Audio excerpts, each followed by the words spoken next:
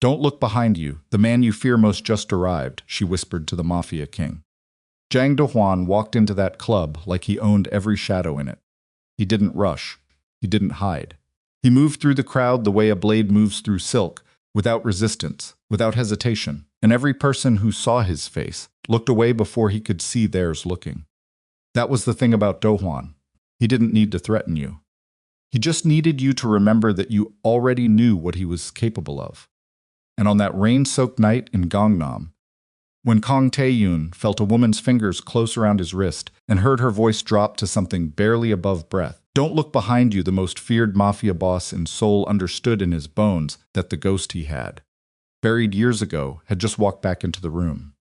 Alive, unhurried, and looking directly at the one person Tae-yoon had never meant to care about. If that were you, if the one person you trusted whispered those words in your ear, what would you do?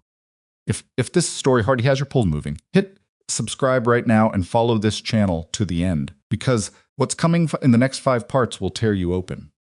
Hit the like button, drop a comment, and tell me what city or country you're watching from. I want to see how far this story has traveled. Now let's go. The rain had been falling since early evening, the kind of Seoul rain that didn't announce itself. It's simply arrived and made everything heavier. The streets of Gangnam glistened under neon that bled pink and white across the wet pavement, and the club called Obsidian sat on the corner of a block that didn't appear on any tourist map. It was members only in the way that certain places are members only not because of a list, but because the wrong kind of person who walked through the front door tended not to walk back out without understanding what kind of wrong they'd committed. Kang Tae-hyun arrived at 10:47 p.m. He came without a full security detail, which was deliberate. He came in a dark wool coat that had seen better winters, his collar turned up against the rain, his face carrying the kind of calm that men learn when they've spent enough years making other men afraid. He was 41 years old, and he looked it in a way that wasn't weakness. Every year was visible, every decision that had cost him something. Every morning he'd woken up and chosen to keep going. He wasn't the kind of man who appeared in photographs. He wasn't the kind of man who gave speeches. He ran what he ran through silence and proximity, and the few people who genuinely feared him didn't fear him because of what he'd done to them. They feared him because of what he hadn't done yet. He had 2 men ahead of him and 1 behind when he came through the side entrance. The hostess at the interior door nodded, once she knew better than to smile, and he moved through the darkened corridor toward the private meeting room at the back of the 2nd floor. The meeting tonight was straightforward. A Hong Kong intermediary who needed reassurance that a particular logistics arrangement would continue undisturbed into the following quarter. Tae-hyun had done this kind of conversation 40 times in the past 3 years. It bored him in the way that necessary things sometimes bore you after they've kept you alive long enough. He was passing the bar on the lower level, his eyes tracking the room out of habit, when the hand caught his wrist.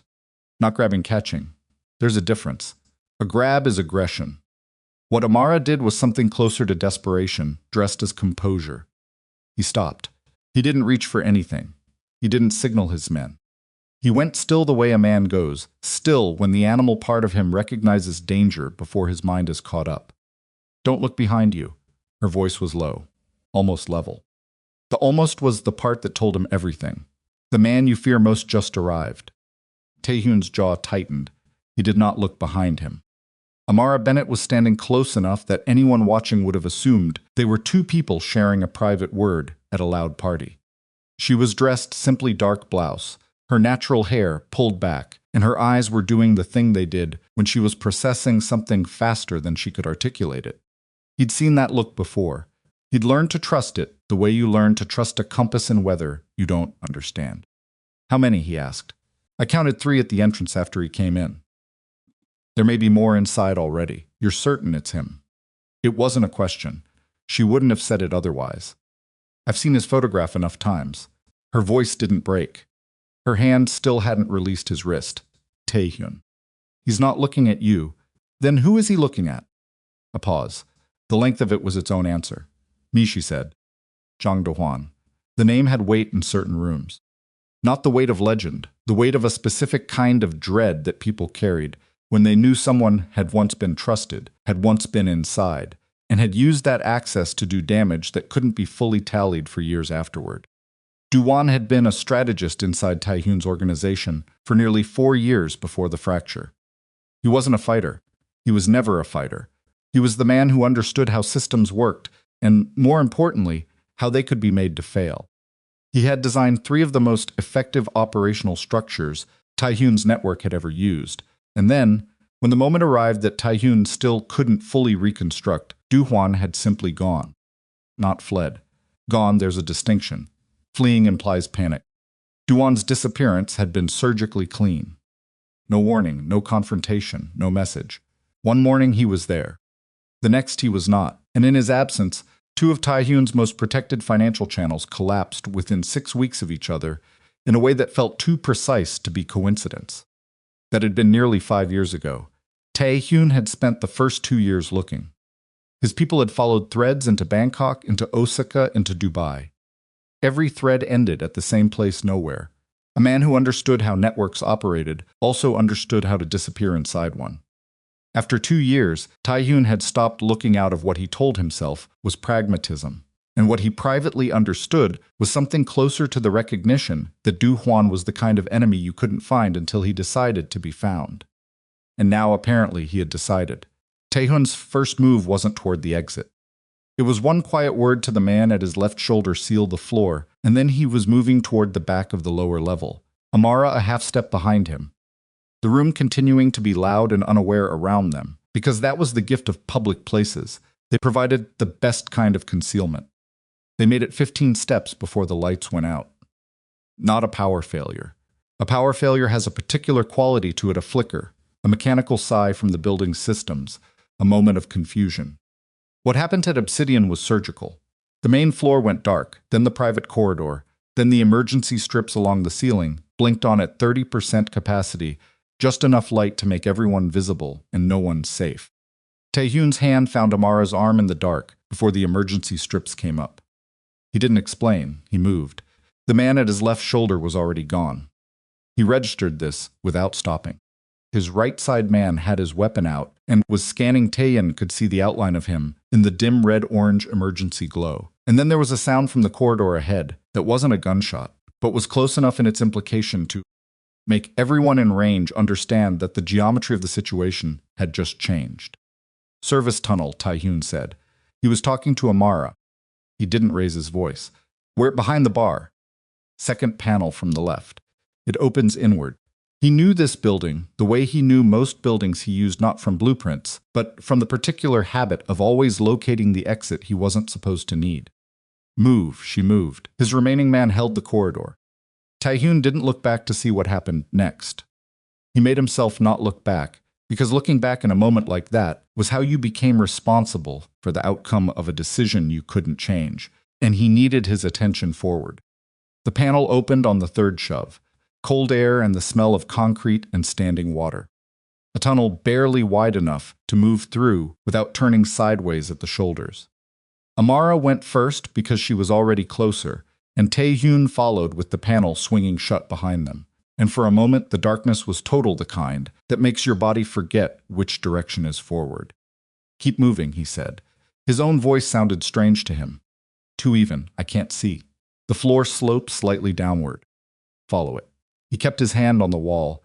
He could hear her breathing ahead of him, controlled, but only just. He'd noticed that about Amara early on. She didn't panic out loud. Whatever fear moved through her, she processed it into something she could use. He had found this quality, the first time he'd observed it, quietly extraordinary, in a way he hadn't known what to do with. They moved through the dark for what felt like much longer than the 90 seconds it probably was, and then there was a door, and beyond the door there was rain. The alley behind the building was narrow and smelled like wet stone, and the particular urban sourness of a city that never fully sleeps. The rain hit Taehyun's face, and he registered it as useful at limited visibility in both directions, which helped as much as it hurt. He pulled Amara into the shadow of the far wall before either of them spoke. He was breathing harder than she would have wanted him to notice. Her blouse was already darkening at the shoulders from the rain. She pushed a wet strand of hair back from her face with the palm of her hand, and then looked at him with an expression that was somewhere between braced and resigned. the expression of someone who has been waiting for a conversation and has now run out of reasons to delay it. How long, Tae-yoon said. She understood what he was asking. I found the files 8 months ago. The rain was loud. He let it be loud for a moment. 8 months, he said. Yes, you have been inside my organization for the past 8 months, carrying information that directly concerns Jang Do-hwan. He wasn't raising his voice. He never raised his voice. The flatness of it was the point. And you made the decision not to tell me. I made the decision to keep you alive. Her voice came back harder than he expected. If you had known what I had, you would have moved on him immediately. And he would have been ready for it, and you would be dead. I know how you operate, Tae-hyun. I have watched you operate for 3 years. That does not. My father died for that evidence. The words landed differently than the others. She wasn't performing grief, it was simply there in her voice. Present the way old damage is present. Not acute, but permanent. He spent 2 years building a case against a financial network that moved billions across 6 countries. He was 4 weeks from turning it over to international authorities. 4 weeks. And then someone found out what he had, and they told the right people. And my father had a heart attack in his apartment in Washington at 63 years old while eating dinner alone. Tae-hyun said nothing. The medical examiner ruled it natural causes, Amara said. I don't believe that. I have never believed that. And when I found his files, when I understood what he had actually built, I realized that the same network his evidence could destroy was the same network Do-won was using to rebuild his operation after he disappeared from yours. The rain moved through the alley in sheets. You should have told me, Tae-hyun said. Maybe. She didn't back away from it, but I needed you not to be compromised. I needed you to be yourself, acting normally, because Do-won was watching you. He's been watching you for at least 6 months. If you had known, you would have changed something. And he would have noticed. And now he's here. And now he's here, she agreed. They moved twice in the next hour. Once to a car that Tae-hyun's secondary contact brought to a side street 4 blocks from the club, a man who asked no questions and drove with the particular competence of someone who had done this before, and once to a building in Mapo that Tae-hyun used for exactly this kind of night. One of 3 locations throughout the city that existed off the books and contained the particular supplies that made the difference between a bad situation and an unrecoverable one. The space was small. A room with a single window covered by heavy curtain, a table, 4 chairs, a cot against the far wall, and a locked cabinet beside the cot that held what it held. Tae-hyun checked the street twice through the edge of the curtain before he said anything further. Amara had taken the chair at the table. She was wet and visibly tired, and doing what she always did when she was tired, going very still, conserving whatever resource she was running low on. She had her hands flat on the table in front of her. An old habit he'd noticed, like she needed to feel solid surfaces. Tell me everything, he said, from the beginning. She told him. It took 40 minutes and she didn't rush any of it. And Tae-hyun sat across from her and listened the way he listened without interrupting, without reacting visibly, filing and connecting. Her father, Franklin Bennett, had been a forensic financial investigator contracted by an international oversight body, not government, not exactly private, one of those organizations that existed in the gap between the two. He had spent the last 3 years of his life tracing a money laundering infrastructure that operated through shell companies registered in Singapore, the Cayman Islands, and 2 smaller jurisdictions in Eastern Europe. The money moved through what appeared to be legitimate logistics companies, import-export, freight forwarding, the boring business of moving things across borders in large quantities. The businesses were real. Some of them were even profitable. But layered beneath the legitimate operations were channels that processed cash for organizations that could not afford to have their transactions visible. Do-won built part of that infrastructure, Amarasa said. Not all of it, but the Southeast Asian segment that's his. That's what he spent the years, after he disappeared from your organization building. He's not just a strategist anymore. He has his own capital base now. His own people. He's been using your former contacts as a foundation, slowly building relationships with the organizations your network used to serve. Tae-hyun processed this. He's been inside my former business relationships. Some of them. The ones that were most vulnerable to an offer from someone who understood how the original arrangements worked. She met his eyes directly. He's not trying to compete with you, Tae-hyun. He's trying to replace you. methodically, without a direct confrontation, until tonight. Until tonight, she agreed, which means something changed. Something made him accelerate. The files, Taehyun said. She nodded slowly. He found out I have them. I don't know how. I was careful, but someone... She stopped, recalibrated. Someone who knew I had them told him, or he found out indirectly. Either way, he knows, and he knows that I'm connected to you, which means he now understands the threat. He understands that your organization, even reduced from what it was, still has the reach to act on evidence that would destroy everything he's built. And he understands that I'm the reason that evidence might reach the right people. She exhaled. He came tonight because he needs to neutralize both of us. But he wants the files first. He won't kill me until he has them. Taehyun stood, moved to the window, checked the street again, not because he expected anything, but because the action steadied him. You said someone told him, he said without turning around. Someone who knew you had the files, a silence that had weight to it. Who knew, Amara? 3 people, she said carefully. My contact at the oversight body. A journalist I trusted with a partial summary 8 months ago when I was still deciding what to do with it. She paused. And 1 person inside your organization. Taehyun turned. Who? I don't know yet. I have a suspicion. But I need a name. I need to be sure before I give you a name. Her voice was steady, but her hands had pressed harder against the table. Because if I'm wrong, you'll act on it, and a person who did nothing will pay for my mistake. And if I'm right, she stopped. If I'm right, then the person who told Dewan you were protecting me is someone you have trusted for a long time. The room was quiet except for the rain against the window. Taehyun said nothing for a long moment. You've been sitting on this for 8 months, he finally said. In my organization. With a secret that endangered both of us. Carrying this alone. Yes, why, it was an accusation. It was something closer to genuine confusion, the confusion of a man who had spent his adult life, assuming that everyone around him operated according to self-interest, confronting the possibility that this woman had done something that served no clear self-interest at all. Why protect evidence that puts you at risk? Why stay? Amara looked at him for a moment. Because my father built that case, so that the people that network was hurting would have a chance, she said. Ordinary people. Small businesses that were extorted, communities that were gutted for cash flow. He believed that mattered enough to spend his last years on it. I'm not going to let that work disappear because I was afraid. She paused.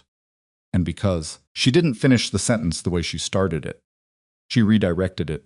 Because I understood, over time, that you were the one person in this situation with both the reach to act and possibly the willingness to act against your own interest. That, Taehyun said, is a great deal of faith to place in a man like me. Yes, she said, I noticed that. His phone vibrated at 1:20 a.m. The text was from a number he didn't recognize, which meant it had been routed through someone who knew how to find him through channels that weren't supposed to be visible. That in itself was a message within the message. Minjun was taken 40 minutes ago. Incheon Warehouse, you know the one. Come alone, Minjun. Park Minjun, 29 years old. The best lieutenant Taehyun had developed in the last decade. A young man who had come up through a period when the organization was rebuilding and had proven himself not through violence. Taehyun had deliberately surrounded himself with people who used violence as a last resort. Not a preference, but through the particular intelligence of someone who understood how to read a room full of dangerous people and know exactly what the room was about to do. Minjun had been with him for 6 years. He knew things that couldn't be recovered if they were extracted from him under the wrong conditions. Taehyun read the message twice. Duan, Amarasa said. She had seen it from across the table. Yes. He took Minjun to bring you to him. Yes. And you're going to go. He set the phone down. I'm going to go. Alone, like he's asking? No. She stood up from the table. Then I'm coming with you. He looked at her for a full moment. Not the look he gave people when he was assessing whether they were capable. He'd stopped doubting her capability months ago. In a quiet moment he hadn't examined closely enough to know what it meant. It was a different look. The look of a man who has understood something and hasn't yet decided what to do with the understanding. Amara, he's expecting you to come with your people, she said. He set a trap designed for your organization, your security protocols, your response patterns. He studied you. He knows how you move. She held his gaze. He doesn't know how I move. He thinks I'm leverage. He hasn't once considered that I might be something else. What would you be? The part of this he didn't plan for, she said. The thing outside his model. The rain had not let up. Through the covered window, Tae-hyun could hear it working against the city. Seoul in the rain at this hour was a particular kind of alone, not empty, but interior, everyone pressed into their own shelter, the streets belonging to the people who had no choice but to be out in it. He picked up the phone, made 2 calls, gave 4 instructions. Then he put his coat back on. Stay behind me, he said, until I tell you otherwise. She was already moving toward the door. I know, she said. The drive to Incheon took 40 minutes on wet highways. Tae-hyun sat in the back of the car without speaking, running contingencies. His 2 remaining close contact men were in the vehicle ahead. He had 3 others approaching the warehouse from separate directions on foot, which meant Do-won's surveillance of the perimeter would see a man arriving with minimal security not alone, but reduced, which was what someone who was afraid would actually do. The distinction mattered. Arriving alone would have announced either desperation or a trap of his own construction. Arriving with 2 men said, I came because I had to, and I brought what I could. He watched the city's lights thin as they moved toward the industrial waterfront, and he did what he always did in the minutes before something that couldn't be undone. He let himself be honest about the state of things. Minjun was inside that warehouse. He might already be damaged beyond what could be recovered quickly. Do-hwan had spent 5 years building toward this moment, which meant tonight had been planned with the kind of patience that only very specific kinds of dangerous people could sustain. There was a traitor inside his organization, someone who had given Do-hwan enough information to find Amara, to understand the files, to move with confidence at the club. That person might be in that warehouse, or might be somewhere else entirely, watching, reporting. And Amara was in the vehicle beside him. He hadn't wanted her here. He had not been able to make an argument that she should stay behind. He looked at her in the dark of the car. She was looking out the window at the rain-blurred lights of the highway.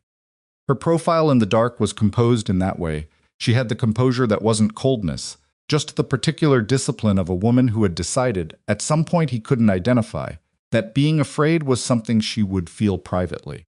Your father, Tae-hyun said. She turned. How long did he work on this case? 3 years, she said. Almost exactly. Did he know toward the end that he was at risk? A pause. He didn't say so, but he started calling me more often. Little things, checking in. Asking about my work, asking about whether I was eating. She looked back out the window. He wasn't a man who called to check whether I was eating. So yes, I think he knew. He didn't warn you. He was trying to protect me, she said. The way people protect people they love when they can't fix the actual problem. They just try to keep the person they love from knowing how bad it is. Tae-hyun was quiet for a moment. That is a particular kind of failure, he said. Not cruelly. As an observation, yes, she said, it is. And I understand it. And I've spent 2 years being furious at him for it. She exhaled. And missing him. The car slowed as they turned off the highway. The warehouse district of Incheon at 2 a.m. was a world of dark shapes and standing water, floodlights cutting yellow columns through the rain, and the smell of the Han River reaching them, even through the closed windows. If this goes wrong tonight, Amara said, the files are in a location that my oversight contact knows how to access. I set it up before I came to Seoul. It was always the contingency. You plan for your own death. I planned for the possibility that I wouldn't be there to deliver them myself. She said it like a logistical fact. My father's work gets to the right people either way. Tae-hyun looked at her. You've been carrying all of this, he said, for 8 months. Inside my house. Yes, he turned back to face the front. The warehouse was coming into view, a long, low building at the edge of a dead-end pier, its windows dark, a single exterior light burning yellow above the side entrance. When this is finished, he said, I need you to stop making decisions about what I can handle knowing. She was quiet for a moment. When this is finished, she said, you can tell me that again, and we'll discuss it. The car stopped. Tae-hyun opened the door. The rain hit him like a flat hand. He looked back at Amara just once, just briefly, and then he turned and walked toward the warehouse, and the night closed around him, the way nights do when what happens inside them is going to determine whether anything after them is possible. Inside, somewhere in the dark, Minjun was waiting. And somewhere in the dark, Zhang Dohuan was waiting too.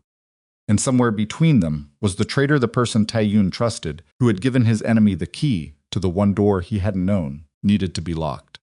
He walked through the warehouse entrance with two men at his flanks and water dripping from his coat, and the particular stillness of a man who has decided, somewhere between one breath and the next, that tonight he is done being afraid of the thing that has been following him for 5 years. The door shut behind him. The dark inside was complete, and from somewhere within it, a voice unhurried, familiar, carrying the particular satisfaction of a man who has been patient for a very long time, said his name.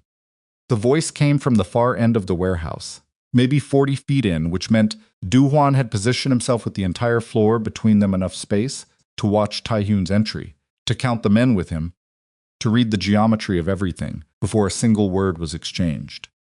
That was Duhuan's way.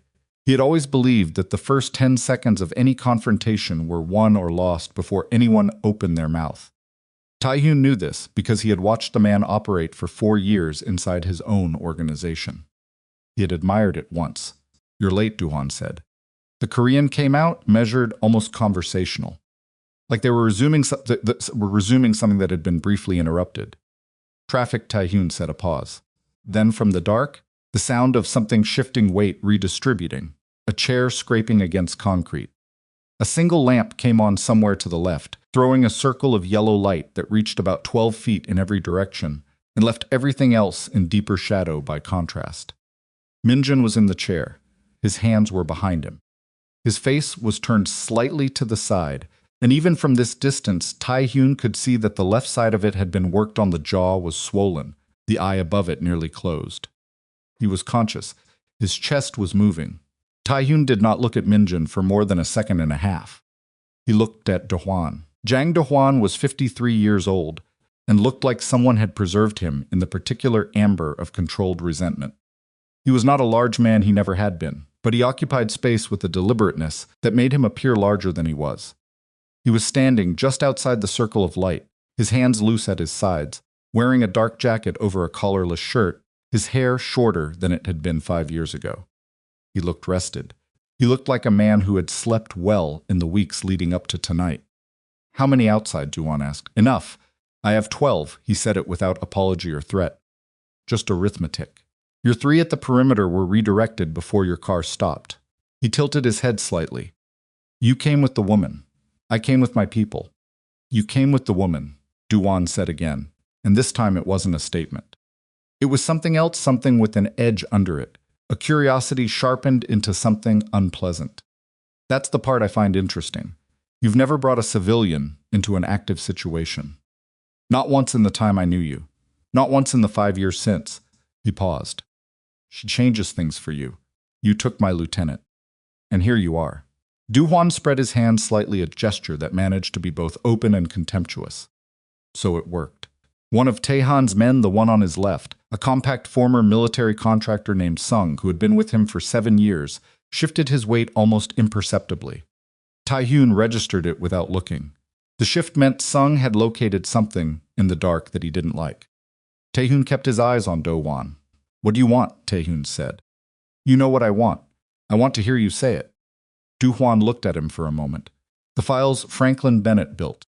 Every document, every record, every chain of evidence your woman has been sitting on for 8 months." He said it cleanly, without hesitation, like a shopping list. "I want them transferred, and then I want the source material destroyed. And I want your confirmation, your personal confirmation, not your organization's, that the oversight connection she has goes cold. And in exchange, Minjun walks out of here." Duhuan glanced toward the chair briefly without concern. "And you and I return to the arrangement we were always meant to have." "We didn't have an arrangement. We will." Duhuan's voice didn't change. "You've been dismantling your operation for 2 years, Taehyun. You think I haven't watched? Pulling back from the hard infrastructure, building the legitimate trying to become something that doesn't need to look over its shoulder. I understand the impulse." He paused. "I even respect it in the abstract. But what you're building still needs protection, still needs people who understand how the real world operates. You'll need me eventually. Tonight simply establishes the terms in advance." Taiyun said nothing. "The files," Duhuan said. That's the only question tonight. Minjun first. The files first. From behind Taehyun, from somewhere in the dark outside the warehouse, there was a sound that was not the rain. A single sharp report that could have been many things, but in this context was only one.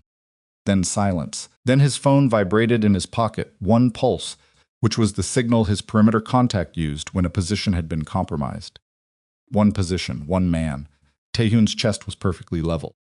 His breathing was controlled with the discipline of a decade of making himself be controlled at exactly the moments when control was the least natural thing available. He held Du-hwan's eyes. That was unnecessary, he said. That was a demonstration, Du-hwan said. The next one will be less symbolic. He let that settle for exactly 2 seconds. I've been patient for 5 years, Taehyun. Tonight I'm less patient. The files. Tell me where they are. I don't know where they are. The silence that followed was the kind that does its own damage. Du-hwan turned his head slightly, just enough to indicate that someone behind him should move. A figure separated from the shadow at the far left wall. Taehyun recognized the motion the particular way a person walks when they're trying not to telegraph what they're about to do. He also recognized, a half-second later, that this figure was moving not toward Minjun, but toward the side entrance of the warehouse, the entrance through which Amara had come in, separately 2 minutes after Taehyun, using the window they'd identified on the way in. He didn't move. He made himself not move. She's not there, he said. The figure stopped. Looked back at Du-hwan. Check, Du-hwan said. 3 seconds of nothing. Then the figure reached the side wall and reported back in a low voice. Taehyun didn't catch the words, but he caught Du-hwan's expression, shifting not alarmed, but recalibrating. The woman wasn't where Du-hwan had assumed she would be. Interesting, Du-hwan said. She's somewhere safer than this, Taehyun said. Is she? It was not a question. It was the sound of a man running new calculations. Or is she somewhere she shouldn't be? Amara was on the warehouse's upper maintenance walkway, which ran along the interior east wall about 18 feet above the floor. She had found the access ladder on the exterior of the building, while Taehyun walked through the front, a rusted steel structure bolted to the wall, not designed for regular use, not designed to hold the weight of a person moving quickly, which meant every step she'd taken on it had been a negotiation with the sound it wanted to make, and the sound she needed it to make. She was flat against the walkway railing now, in the dark, looking down at the scene below her. From this angle she could see things the floor-level geometry concealed, the 2 men positioned against the far wall to Du-hwan's right. The third behind the lamp that created the false sense that the illuminated circle was the whole of the action. She could see Minjun in the chair the way he was holding his body, favoring his right side, which meant whatever damage had been done to his ribs was meaningful. He was conscious. He was tracking the conversation below him with the fixed attention of someone who knows their life depends on the outcome and has decided to pay absolute attention to every variable they can perceive. She could also see something Taehyun could not see from where he stood. There was a 4th man, not one of Du-hwan's, or if he was operating separately, positioned near the north side of the warehouse floor rather than with the others. He was standing in a pocket of deep shadow near a stack of steel pallets, and he was facing not toward Du-hwan, but toward Taehyun. And he was not Du-hwan's man, because Du-hwan's men were dressed in dark tactical clothing, and this man was wearing the same kind of dark wool coat that Taehyun's people wore. He was inside the organization. He was standing in Do-hwan's warehouse, in the dark, facing his own boss's back. Amara pressed her palm flat against the metal railing and made herself breathe through her nose. Slow, even. Because what she was seeing had a single implication, and it was the one she had spent 8 months not wanting to confirm. She knew who it was. Even from 18 feet above and 30 feet to the left, even in the dark of a rain-soaked Incheon warehouse at 2 in the morning, she knew the shape of him the way he stood with his weight slightly forward, the particular set of his shoulders. She had watched him for 8 months the way she'd watched everyone in Taehyun's orbit, cataloging, cross-referencing, looking for the seam in the fabric that didn't match. And she had found it, 3 weeks ago, in a financial record that shouldn't have been where it was, in an account that connected to a shell company, that connected through 4 intermediary layers to a Singapore entity that appeared in her father's files. She had not told Taehyun because she was not sure. She had told herself she was not sure. She had wanted badly to not be sure. She was sure now. The man in the wool coat shifted his position by about 2 feet, moving fractionally closer to Taehyun.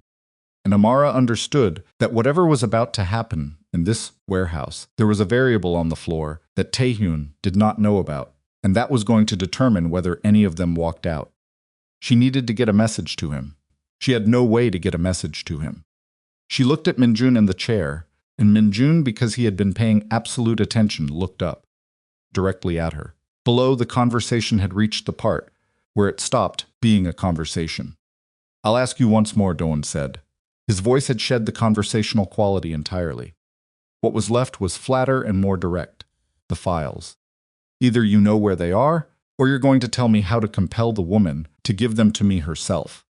Those are the options. There's a third option, Taehyun said. There isn't. You come back to Seoul with me, and we negotiate this like adults.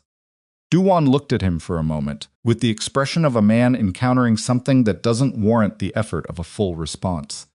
That's not a third option. That's you trying to change the location of a conversation you're losing. I'm not losing anything. You're standing in my warehouse with 2 men, one of whom you know I already have a file on going back 7 years, and the other of whom hasn't moved his right hand in the last 4 minutes because he's waiting for a signal that isn't coming.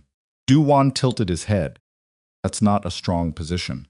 Sung to Taehyun's left made a small sound, not a word, just the beginning of one, cut off. Taehyun didn't look at him. He looked at Do-hwan. The man I knew, Taehyun said, didn't take lieutenants. He didn't use people as leverage. He operated through architecture systems, structures. It was why I used him. People change. People get impatient, Taehyun said. 5 years is a long time to plan something that's running behind schedule. Something moved in Do-hwan's face, fast there and gone.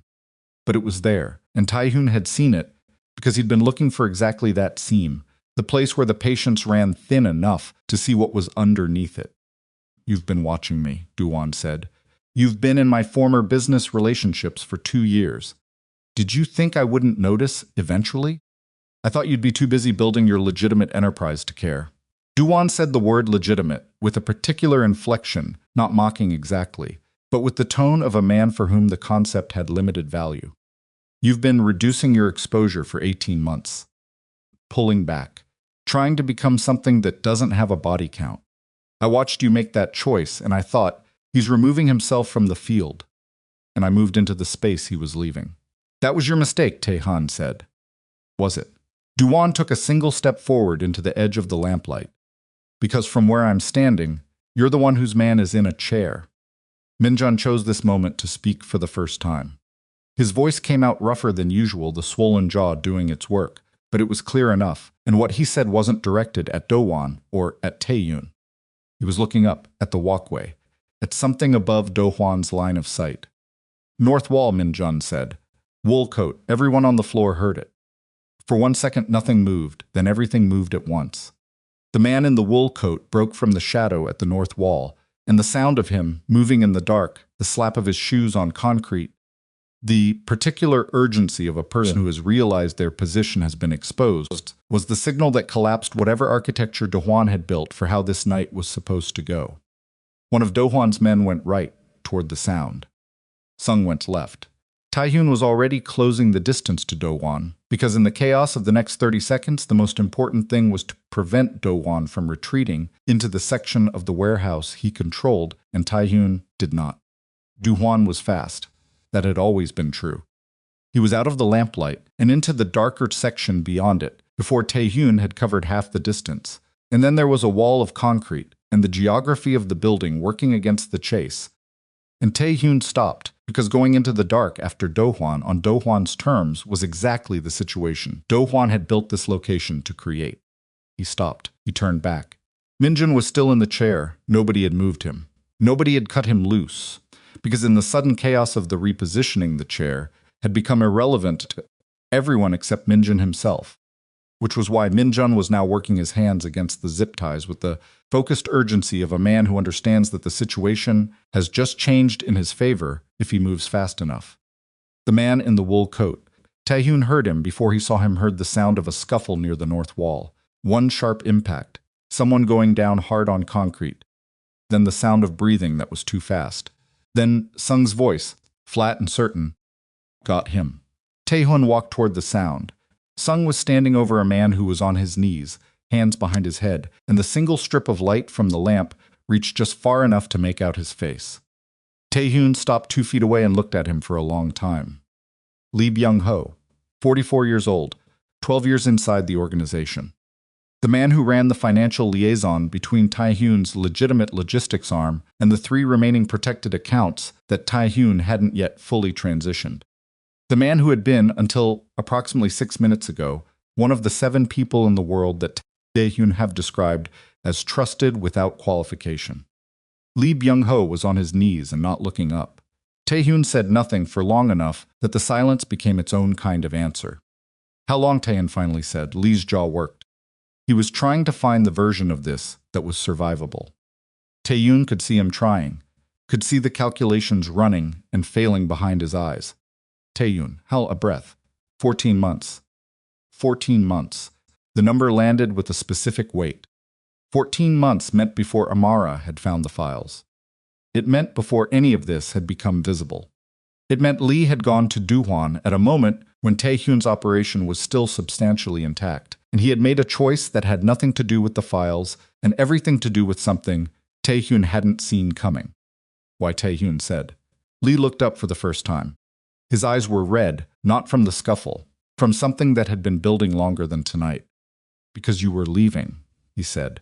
You were dismantling everything, piece by piece, and you never once asked us what we wanted. You decided. You always just decided, and everyone else was supposed to follow. His voice cracked on the last word and then went hard again. I built half of what you're so carefully taking apart. 12 years. And you were going to close it all down and hand us into a life I never agreed to. So you handed me to Duhwan. I didn't hand you. You told him about Amara. Lee's mouth closed. You told him she was inside the organization. You told him she was connected to me. Taehyun's voice was still level, but something behind it had changed, not louder, not more aggressive, but denser, like a pressure building in a sealed space. You gave him the one thing he needed to move against me. I didn't know what he was going to do with it. Yes, you did. The 3 words arrived without decoration. You knew exactly what he was going to do with it.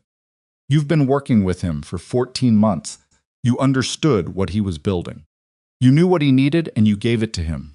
Taehyun crouched down, which put his face level with Lee's, and when he spoke again, his voice was quiet enough that only Lee could hear it. The question I need answered before anything else happens in this room is, what else did you give him? Lee's breathing was ragged. The account structures for the 3 transition accounts. The physical addresses for 2 of the secondary safe houses. He stopped. And the schedule. The timeline you were using to shut down the protected channels. Which meant Duhwan knew exactly how much time remained before Taehyun's operation was no longer capable of acting on anything. He knew the clock. He knew that if he moved tonight, he was catching Taehyun at a transition point where the legitimate structure wasn't fully operational and the criminal infrastructure was already being taken apart.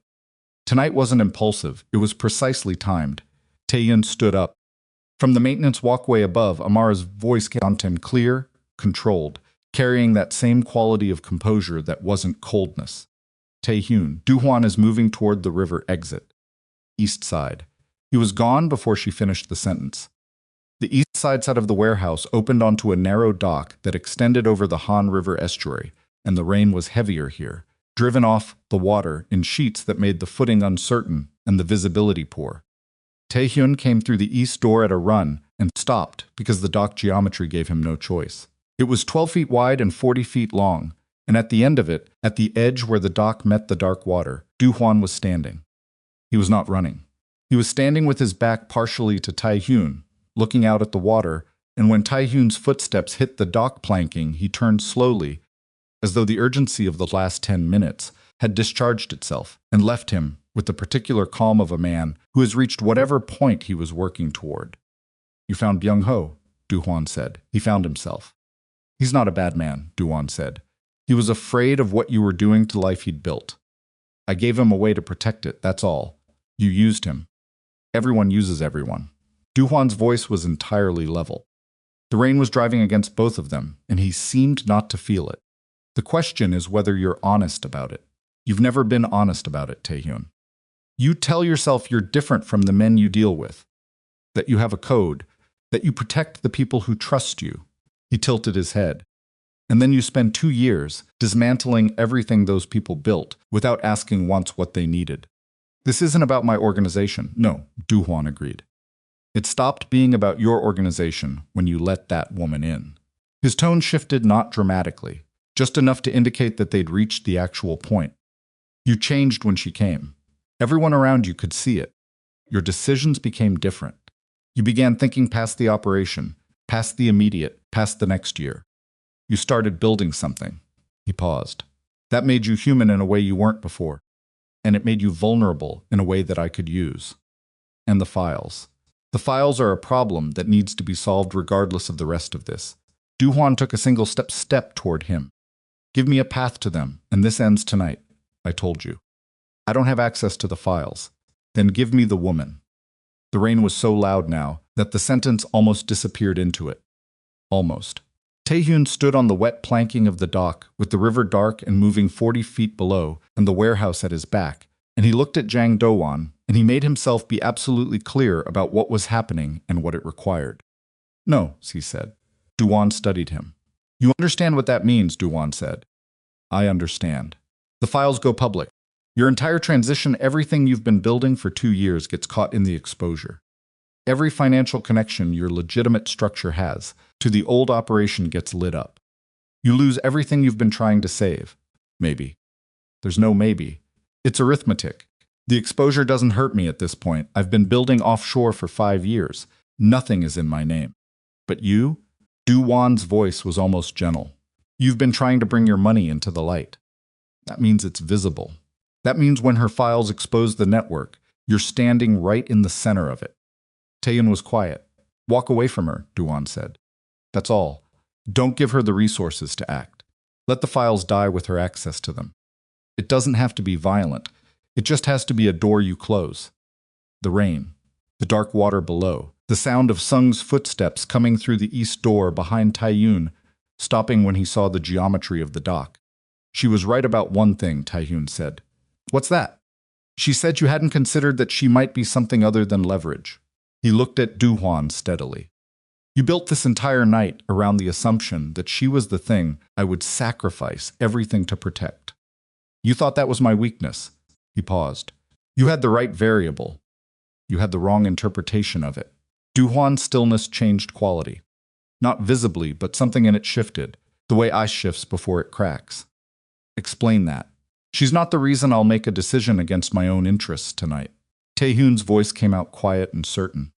She's the reason I've started being honest about what my interests actually are. On the dock, in the rain, with 12 feet of space between them and the river making its indifferent sound below, Jang Do-hwan looked at Kang Taehyun and understood for the first time since he'd planned this night that he had miscalculated something fundamental. Not about the files, not about the organization, about the man.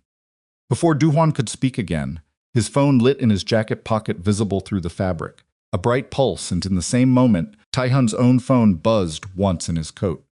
Both of them registered it simultaneously. Both of them understood in the same half-second that something had happened inside the warehouse that neither of them had directed. Du-hwan's face closed. What did she do? He said. Not angry. Something worse than angry, the flat tone of a man recalculating a plan that has just had a critical element removed. Taehyun said nothing, because he didn't know yet.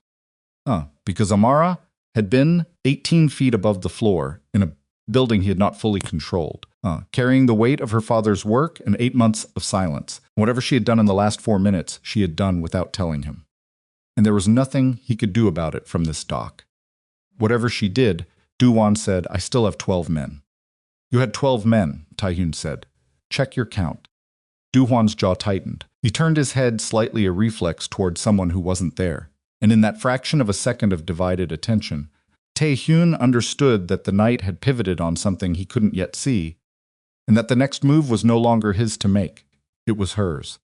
Inside the warehouse, a single light came on. The light that came on inside the warehouse was not a lamp. It was a screen. Amara had found the warehouse's internal communications panel on the east wall of the maintenance level, a legacy system, The kind that industrial buildings in this district had stopped updating 15 years ago, but never removed because removing things costs money and leaving them costs nothing. It was designed to display operational data across the warehouse floor, shift schedules, loading manifests, emergency evacuation routes. What it was displaying now, across a monitor roughly the size of a large television, visible from almost every point on the warehouse floor, was a document. Not one document, a cascade of them. Financial records, account numbers, shell company registrations, wire transfer histories spanning 6 years across 4 countries. Names, real names, not corporate fictions attached to transaction amounts, that told a story no amount of legal maneuvering could easily disassemble. Franklin Bennett had spent 3 years building this case, and he had built it the way a man builds something he believes will outlast him, with redundancy, with cross-referencing, with the particular obsessive clarity of someone who understood that the people reading it after he was gone would need to be able to follow every thread without him there to explain it. Every person in that warehouse could read it, including Duwan's 12 men. Tae-hyun heard it before he saw. It heard the change in the quality of sound coming through the east door, which had been the low ambient noise of men in a controlled situation, and became, in the space of about 4 seconds, something more fractured. Voices, movement, the particular acoustics of a large space where multiple people are reacting to the same unexpected stimulus without a coordinated instruction on how to react. He pushed through the east door. The warehouse floor was lit by the monitor's glow in a way that the single lamp had not lit it broader, flatter, reaching into corners the lamp had left in shadow. Duwan's men were in various positions of disruption. 2 had moved toward the monitor instinctively, as though proximity would help them understand what they were seeing. 1 was on his phone. The others were doing what people do when a situation has shifted faster than their instructions anticipated, which is to look at each other and wait for someone to tell them what the new reality requires. Minjin was no longer in the chair. Tae-hyun registered this with a specific relief that he set aside immediately because relief was not useful yet. Minjin had gotten his hands free, or someone had freed him, and he was against the south wall, moving carefully, favoring his right side, putting distance between himself and Duwan's men while their attention was elsewhere. Amara was coming down the access ladder from the maintenance walkway. She was moving fast, but not reckless, the same controlled speed she brought to everything, the speed of someone who has thought through each step before committing to it. She hit the floor, straightened, and looked across the warehouse at Tae-hyun. Then Duwan came through the east door behind him. The warehouse went very still. Duwan looked at the monitor. He looked at it for a long time, long enough that everyone in the room understood he was reading it, actually reading it, not reacting to the fact of it but processing the content. His face did not change in any way that would have been visible to someone who didn't know what to look for. But Tae-hyun had spent 4 years watching this man think, and what he saw in Do-hwan's stillness in that moment was not rage, and was not fear. It was the specific expression of a man recalculating from a position he had not anticipated occupying. "Turn it off," Do-hwan said. Nobody moved. "Turn it off," he said again. And this time the flatness in his voice had something underneath it that made 2 of his men start toward the panel. "It's already uploaded," Amara said. The 2 men stopped. Do-hwan looked at her, across the warehouse floor. The distance between them was perhaps 30 feet, and the monitor's light was between them, casting both of them in its cold glow. He looked at her the way he had looked at the screen, reading her, processing her, running his calculations on her the same way he ran them on everything. "Uploaded where?" he said. 3 recipients, she said. "My oversight contact. The International Financial Crimes Unit that was already building a parallel case. And a journalist, a different one, from the one I trusted 8 months ago, because I learned from that mistake." She paused. "They received it 11 minutes ago, before we even arrived here tonight. I sent it from the car." Tae-hyun heard this and understood 2 things simultaneously: that she had not told him she was going to do this, and that she had been right not to tell him, because if he had known he would have argued with her about the timing, and the argument would have cost them something they couldn't afford to lose. He was furious, and he put the fury somewhere he could examine it later. Do-hwan said nothing for several seconds. "The files being received by investigators," he said finally, "is a problem I can manage. Investigations take time. Lawyers take time. International coordination takes time. His voice was almost pedagogical, the tone of a man explaining something to someone he considers to be operating with incomplete information. What you've done tonight is inconvenient. It is not fatal. The journalist disagrees, Amara said. She publishes in the morning. Another silence. Longer this time. Then I manage the publication, Duan said. There are ways when you know in advance, Amara said. There are fewer ways when the story is already written and scheduled, and the editor has been briefed, and the publication has legal cover because the documents are legitimate and verified. She held his gaze. My father built an airtight case. That's what 3 years of his life produced. You can't manage something that's already in the hands of people who know how to use it. Duan turned to look at Tae-hyun. The look was almost not quite, but almost one of assessment. As though he was trying to decide whether Tae-hyun had known about this and concealed it, or whether he was looking at a man who was learning the same things Do-hwan was learning, in real time. You didn't know, Do-hwan said. No, Tae-hyun said. That bothers you. Yes, but not enough to change anything. Tae-hyun said nothing, which was its own answer. Do-hwan looked back at Amara. Something had shifted in his manner, not softened, but changed in character. The way a situation changes when one of its load-bearing assumptions turns out to be wrong. He had built tonight around the files as leverage. The files were no longer leverage. They were an event that had already occurred, moving through systems he couldn't reach in the time he had available. You've destroyed yourself along with me, he said to her. Not accusing, almost curious.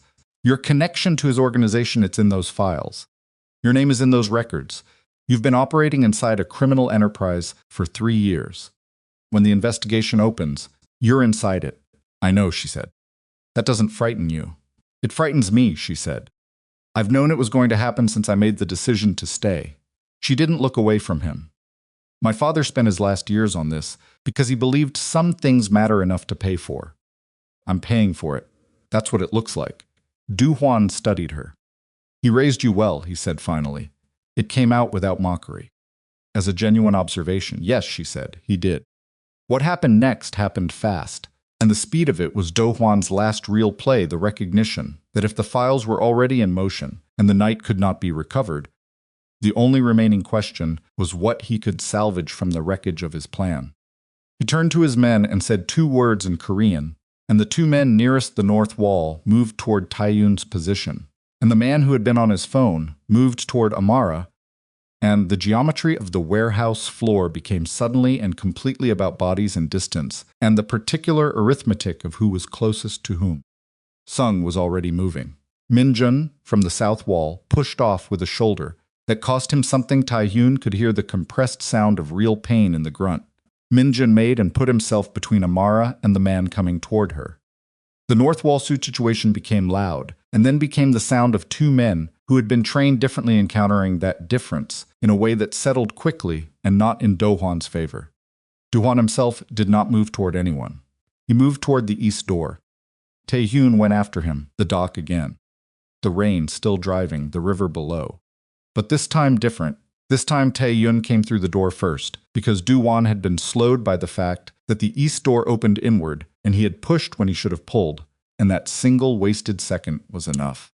Tae-hyun came through fast and got his hand on Do-hwan's jacket before Do-hwan had fully cleared the doorframe, and they went sideways together against the dock railing, the wood taking the impact and holding barely, and with a sound that suggested it was making a judgment call about its structural future.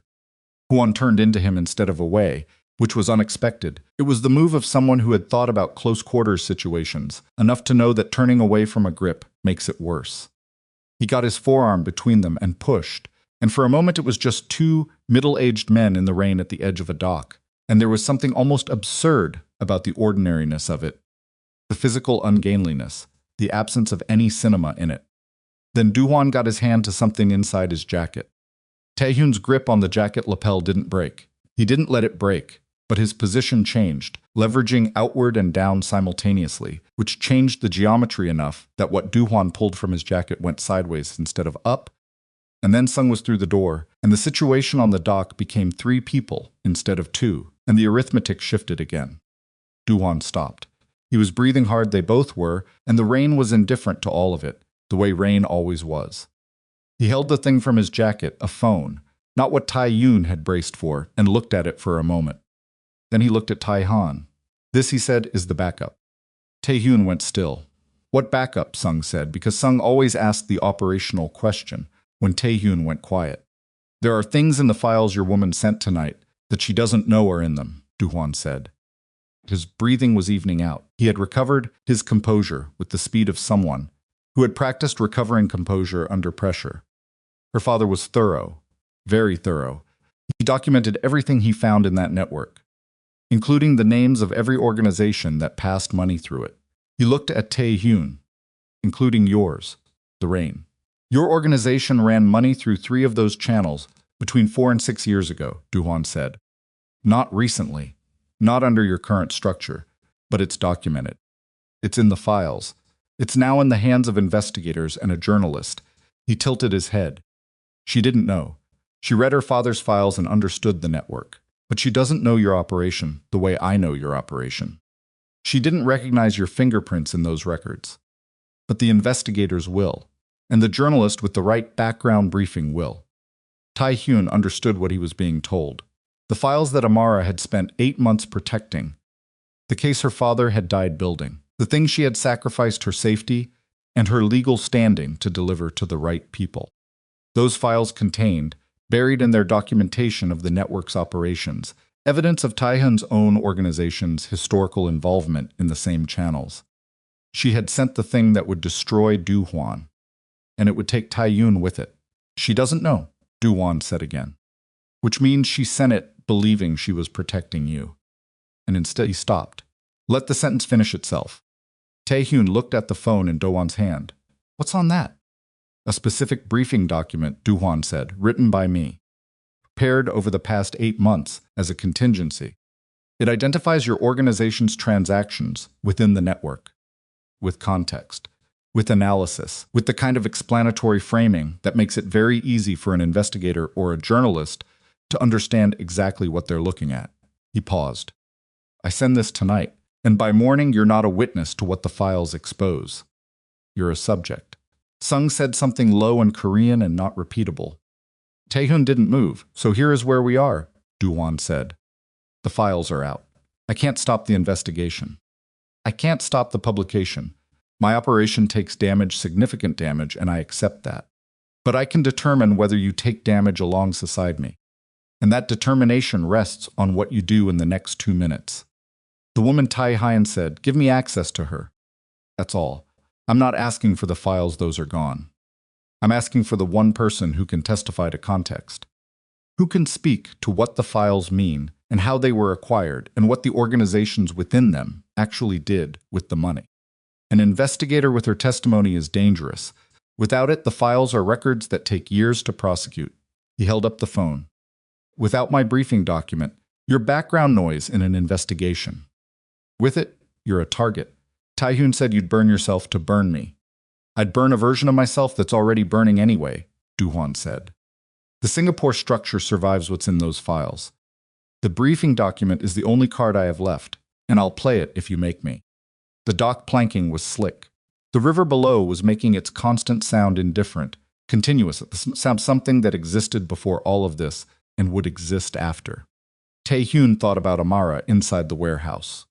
He thought about her on the phone in the car, on the way to Incheon, making the transmission he hadn't known she was making. He thought about her father's files, and the 3 years that had built them, and the particular costs that work had extracted from a man who had then died alone at a dinner table. He thought about the fact that she had sent those files knowing her own name was in them, knowing she was sending herself into legal exposure alongside everyone else. She had not known his name was in them too. She thought she had protected him. She had, without knowing it, handed their enemy the weapon he needed. No, Tae-hyun said. Du-hwan's thumb moved toward the phone's screen. Think carefully, Du-hwan said. I have. Tae-hyun looked at him. Send it. The thumb stopped. Send it, Tae-hyun said again. Send your briefing document. Add my organization's name to the investigation. Do whatever you've decided to do. His voice was completely level. And then we'll both deal with what comes after. Du-hwan looked at him for a long moment. Long enough that the rain had time to change direction twice. He was searching for the calculation that made this response make sense, And Taehyun could see him searching and not finding it, because the calculation that made it make sense was not a rational one, and Du-hwan had spent his entire life operating on the assumption that every decision ultimately resolved to rational self-interest. You'd let your organization be exposed, Du-hwan said. Your people, your transition, everything you've been building. My organization's historical involvement in those channels is something I've been trying to step away from. For 2 years, Taehyun said. If that process gets accelerated by an investigation, then it gets accelerated. My lawyers know what they're doing. He paused. And I'm not going to hand you Amara to avoid a problem I can face openly. A silence so complete that the rain sounded almost gentle. You've lost your mind, Du-hwan said, not cruelly. With something closer to bafflement. Maybe, Taehyun said. Send the document. Du-hwan looked at the phone in his hand. He looked at it for 3 long seconds. Then he looked back at Taehyun, and something in his face not softened, not convinced, but changed suggested that he was encountering something that his 5 years of preparation had not included a plan for. He did not send the document. He lowered the phone. This isn't finished, he said. No, Taehyun agreed. But tonight is. Du-hwan stepped back to the edge of the dock. Behind him, below, Taehyun heard the low sound of a boat engine, something small, something waiting, and understood that this had been prepared too, that Du-hwan had not come to this warehouse without an exit, that the whole point of a man who planned in systems was that he planned the retreat with the same care as the advance. The woman's testimony, Du-hwan said, one hand on the dock railing. When the investigators call her, she'll tell them everything she knows about your organization. Probably, Taehyun said, and you're comfortable with that. I'm going to have a conversation with investigators before they call her, Taehyun said. I should have had it 2 years ago. Du-hwan stared at him. You're going to cooperate, Du-hwan said. The word came out like he was tasting something unfamiliar. I'm going to do what I should have done when I started dismantling the operation, Taehyun said. Instead of trying to make it disappear quietly. Du-hwan laughed. It was a short sound, not warm but genuine in its way, the laugh of a man who has been surprised into authenticity. 5 years, he said. 5 years I spent understanding you. Building a model of how you think, what you'd protect, what you'd sacrifice. He shook his head slightly. And the one variable I couldn't build into my model was the possibility that you'd stop being yourself. I'm more myself tonight than I've been in a long time, Taehyun said. Du-hwan looked at him one more time. Then he went over the railing, not falling, controlled, the movement of a man who had prepared this exit and trusted the people waiting below. The sound of him landing, of the boat receiving him, of the engine changing pitch. Then the sound of the river taking him, and the rain, and the dark. Sung stood at the railing and looked down. We could go after him, he said. Not tonight, Taehyun said. He's not done. No, Taehyun agreed. But neither are we. Inside the warehouse, the situation had resolved into something that looked less like a confrontation and more like an aftermath, the particular quiet of a space where something violent had been possible and had not fully arrived, where people were checking themselves and each other for damage and trying to understand what the damage actually was. Du-hwan's men were gone. They had read the situation with the practical intelligence of people who understood that their employer's exit from the dock railing was a signal about the night's conclusion, and they had found their own exits with minimal ceremony.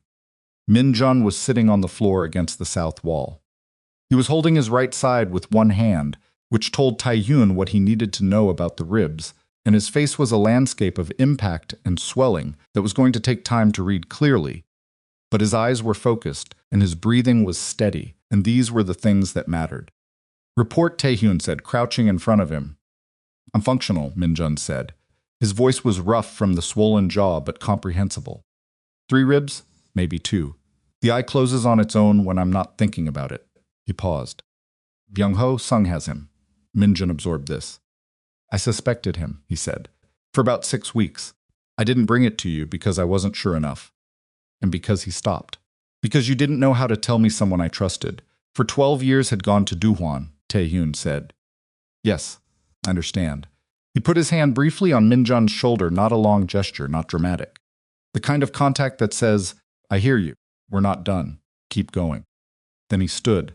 Amara was at the warehouse's main door, looking out at the rain. Her back was to him. He walked to her and stood beside her, And for a moment, both of them looked at the wet street beyond the warehouse entrance, at the orange glow of the distant city against the cloud cover, at the ordinary darkness of an Incheon night at 3 in the morning. He told me, Tai Hien said, about my organization's records in the files. She turned to look at him. Her face in the ambient light was composed and exhausted, and something else a watching quality, an alertness to his reaction. I know, she said. He looked at her. I found them 3 weeks ago, she said, when I was doing a final review of everything before I decided on the timing of the transmission. She met his eyes steadily. The transactions were from 4 years ago. They weren't the core of the network, they were peripheral. A channel that your organization used twice for a specific arrangement and then stopped using. She paused. I almost came to you then, but I needed to understand what it meant first. Whether it was enough to make you a target or just a background element. And it's enough to draw scrutiny, she said. It's not enough to convict anyone of anything, but it will bring investigators to your door. She held his gaze. I'm sorry. I didn't know when I sent it tonight that it would land this way. I thought I'd reviewed everything. You did review everything, he said. You just didn't know my operation well enough to recognize what you were looking at. No, she said, I didn't. The rain came in off the river and touched both of their faces. The journalist publishes in the morning, Tae-yoon said. Yes, and investigators have the files. Yes. Then we have a few hours, he said, to make some calls before the morning changes everything. She looked at him. You're going to cooperate with the investigation. I'm going to get ahead of it, he said, which is different and harder, and probably the only version of this that doesn't end badly for both of us. Amara was quiet for a moment. Your organization's. My organization is going to have to move faster than I planned, he said. The legitimate structure needs to be fully independent before the scrutiny arrives. That means accelerating everything by about 6 months, accepting that some things won't be clean. He paused. Some of my people are going to be exposed to more than they signed up for. I know, she said. I'm sorry. He looked at her. Stop apologizing for doing what your father asked you to do. She blinked. Something moved across her face, quick, real, unguarded. The kind of moment that appears in people when someone says precisely the right thing at precisely the wrong time, and the control they've been maintaining slips just slightly. He didn't ask me to, she said. Her voice was level but thinner than usual. He never knew I found the files. No, Tae-yoon said. But you knew him well enough to know what he would have asked. She looked back out at the rain. Yes, she said quietly. I did. From behind them, Sung's voice came across the warehouse floor. Byung-ho is asking to talk to you. Tae-yoon closed his eyes for exactly 1 second. Then he opened them. Tell him I'll be there shortly, he said. He looked at Amara one more time. She was still looking at the rain, and her profile in the dark was that same composed thing. That discipline he had watched for 3 years and understood now was not the absence of feeling, but its most rigorous form. The way a person holds themselves upright when the thing they've been carrying for months has finally landed, and the weight of it is just becoming real. When this is over, he said, when the morning has happened, and the calls are made, and the lawyers have their instructions, he stopped. Started again. I need you to understand that what happened tonight does not. Tae-yoon. Her voice was gentle, but it cut him off cleanly. Have the conversation with Byung-ho. We have time for the other conversation later. He looked at her. Do we, he said. She turned her head and met his eyes, and what was in her face was not reassurance exactly. She was too honest for reassurance, but something adjacent to it. Something that acknowledged the uncertainty and held it without flinching. We're both still standing, she said. Tonight that's enough. He held her gaze for a moment.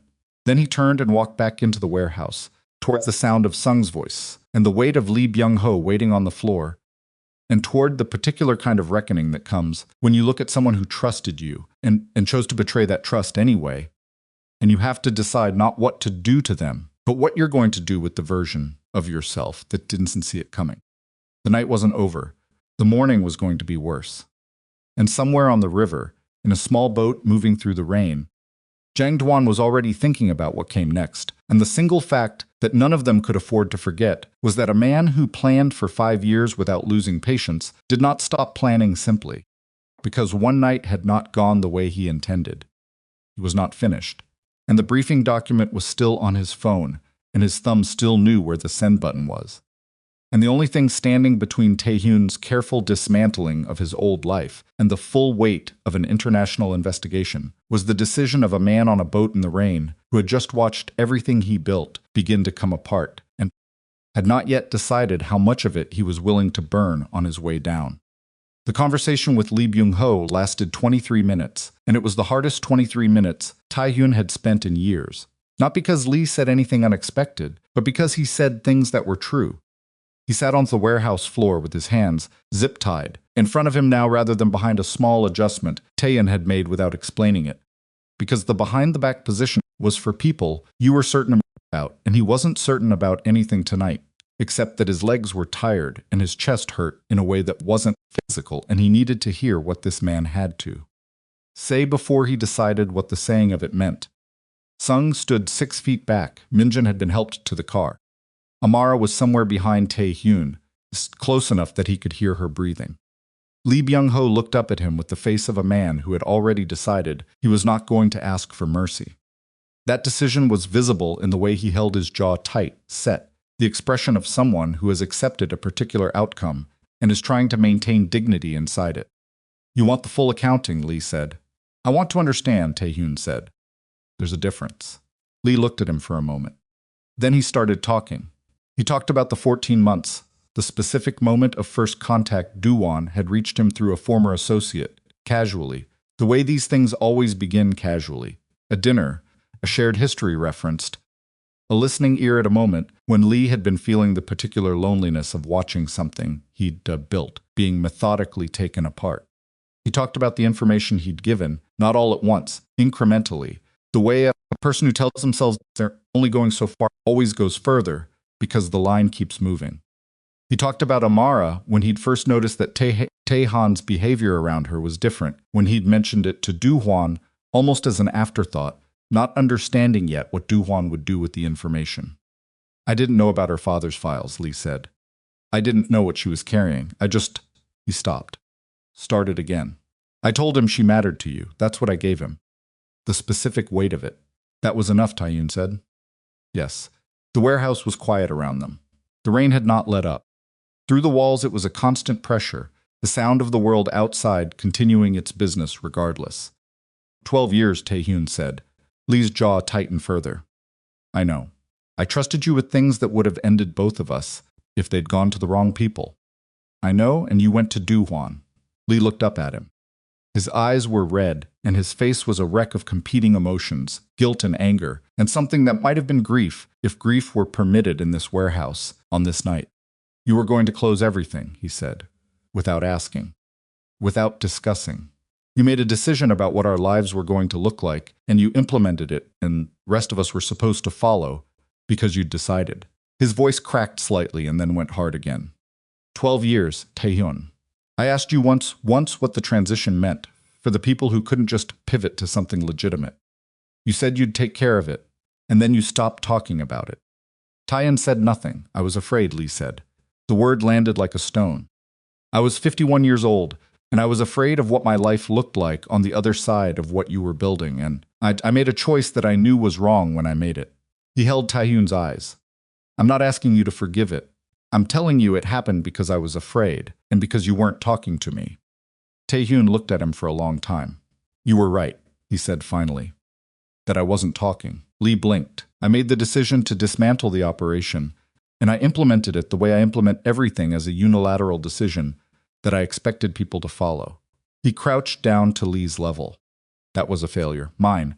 It doesn't excuse what you did. But it's true." He paused.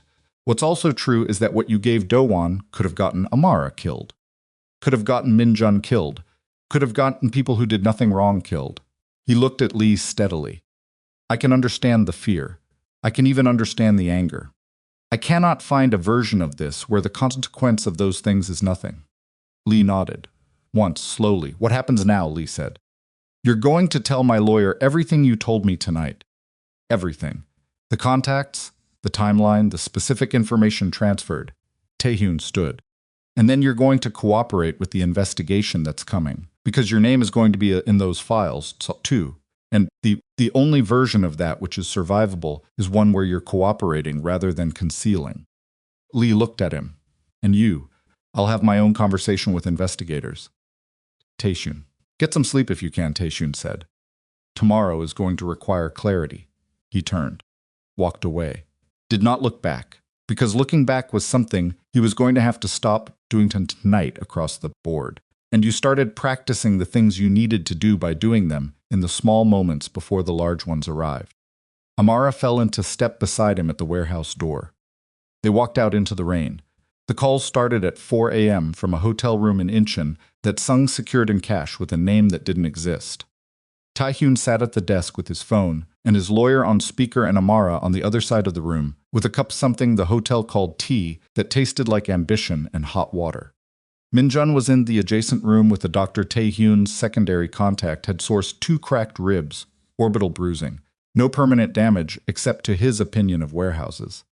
The lawyer's name was Choi, and she had been working for Taehyun for 6 years, with the particular competence of someone who had chosen to work adjacent to complicated people because complicated people required actual skill to represent. Actual skill was what she was interested in using. She listened to everything without interrupting. When he finished, she was quiet for 9 seconds. He counted, and then she said, "You should have called me 18 months ago." "Yes," he said. "The legitimate structure, how complete is it?" 70% transitioned. The remaining 30 is the part that has the clearest paper trail to the old operation. Can it be accelerated? Some of it. The logistics arm is clean. The security consulting is clean. There are 3 financial holdings that aren't clean yet, and those are the ones that will draw the most scrutiny. Then those 3 get restructured tonight, Choi said, before the publication, before investigators open formal inquiries. There are legal mechanisms for voluntary restructuring that provide a different kind of exposure than discovery-based restructuring. It's not immunity, but it's differentiation. Do it, he said. It'll cost. Do it. And the cooperation question, she said. I'm cooperating. Another pause. With everything. With everything relevant to what's in those files, he said. Which is the historical involvement. The channels that were used. The specific transactions, he paused. Not with anything that would put my current people in additional exposure for things not covered by the files. That's a narrow line. You're good at narrow lines. I'm excellent at narrow lines, she agreed. But I want you to understand that once we make contact with investigators as a cooperating party, the line becomes theirs to define, not ours. We can negotiate the scope. We cannot guarantee it. I understand. She was quiet for a moment. He could hear her writing. Give me 4 hours, she finally said. I need to make calls and draft the initial contact approach. Don't speak to anyone with a badge before you hear from me. Understood. She hung up. He set the phone on the desk and looked at it for a moment. From across the room, Amara said 4 hours.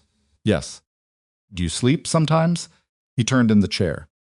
She was sitting with her back against the headboard, legs drawn up, the hotel tea cradled in both hands. She looked like a person who had been through a full night of things that required adrenaline to survive, and was now in the particular hollow that adrenaline leaves behind. Do you? Not tonight, she said. He nodded, turned back to the desk. He had 3 more calls to make the logistics arm manager, a contact in Singapore who needed to be warned before the morning hit, and a man in Tokyo who was connected to 2 of the 3 dirty financial holdings, and who was going to find this conversation unwelcome, regardless of how it was framed. He made them. She stayed on the other side of the room and did not ask questions, and did not try to fill the silences between calls, which was one of the things about her that he had noticed early and filed without knowing what to do with the filing. It was 20 minutes to 6 when his phone rang with a number he didn't recognize. He looked at it. Duwan, he said, not asking. Amara put down the tea. He answered. Duwan's voice came through without preamble. He sounded exactly as he had sounded at the warehouse level, unhurried, as though the intervening hours had not disturbed whatever internal equilibrium he maintained. The journalist's story publishes in 43 minutes, he said. I've seen the advance copy. It's thorough. Your name appears in paragraph 6. Taehan said nothing. My briefing document is still unsent, Duhwan said.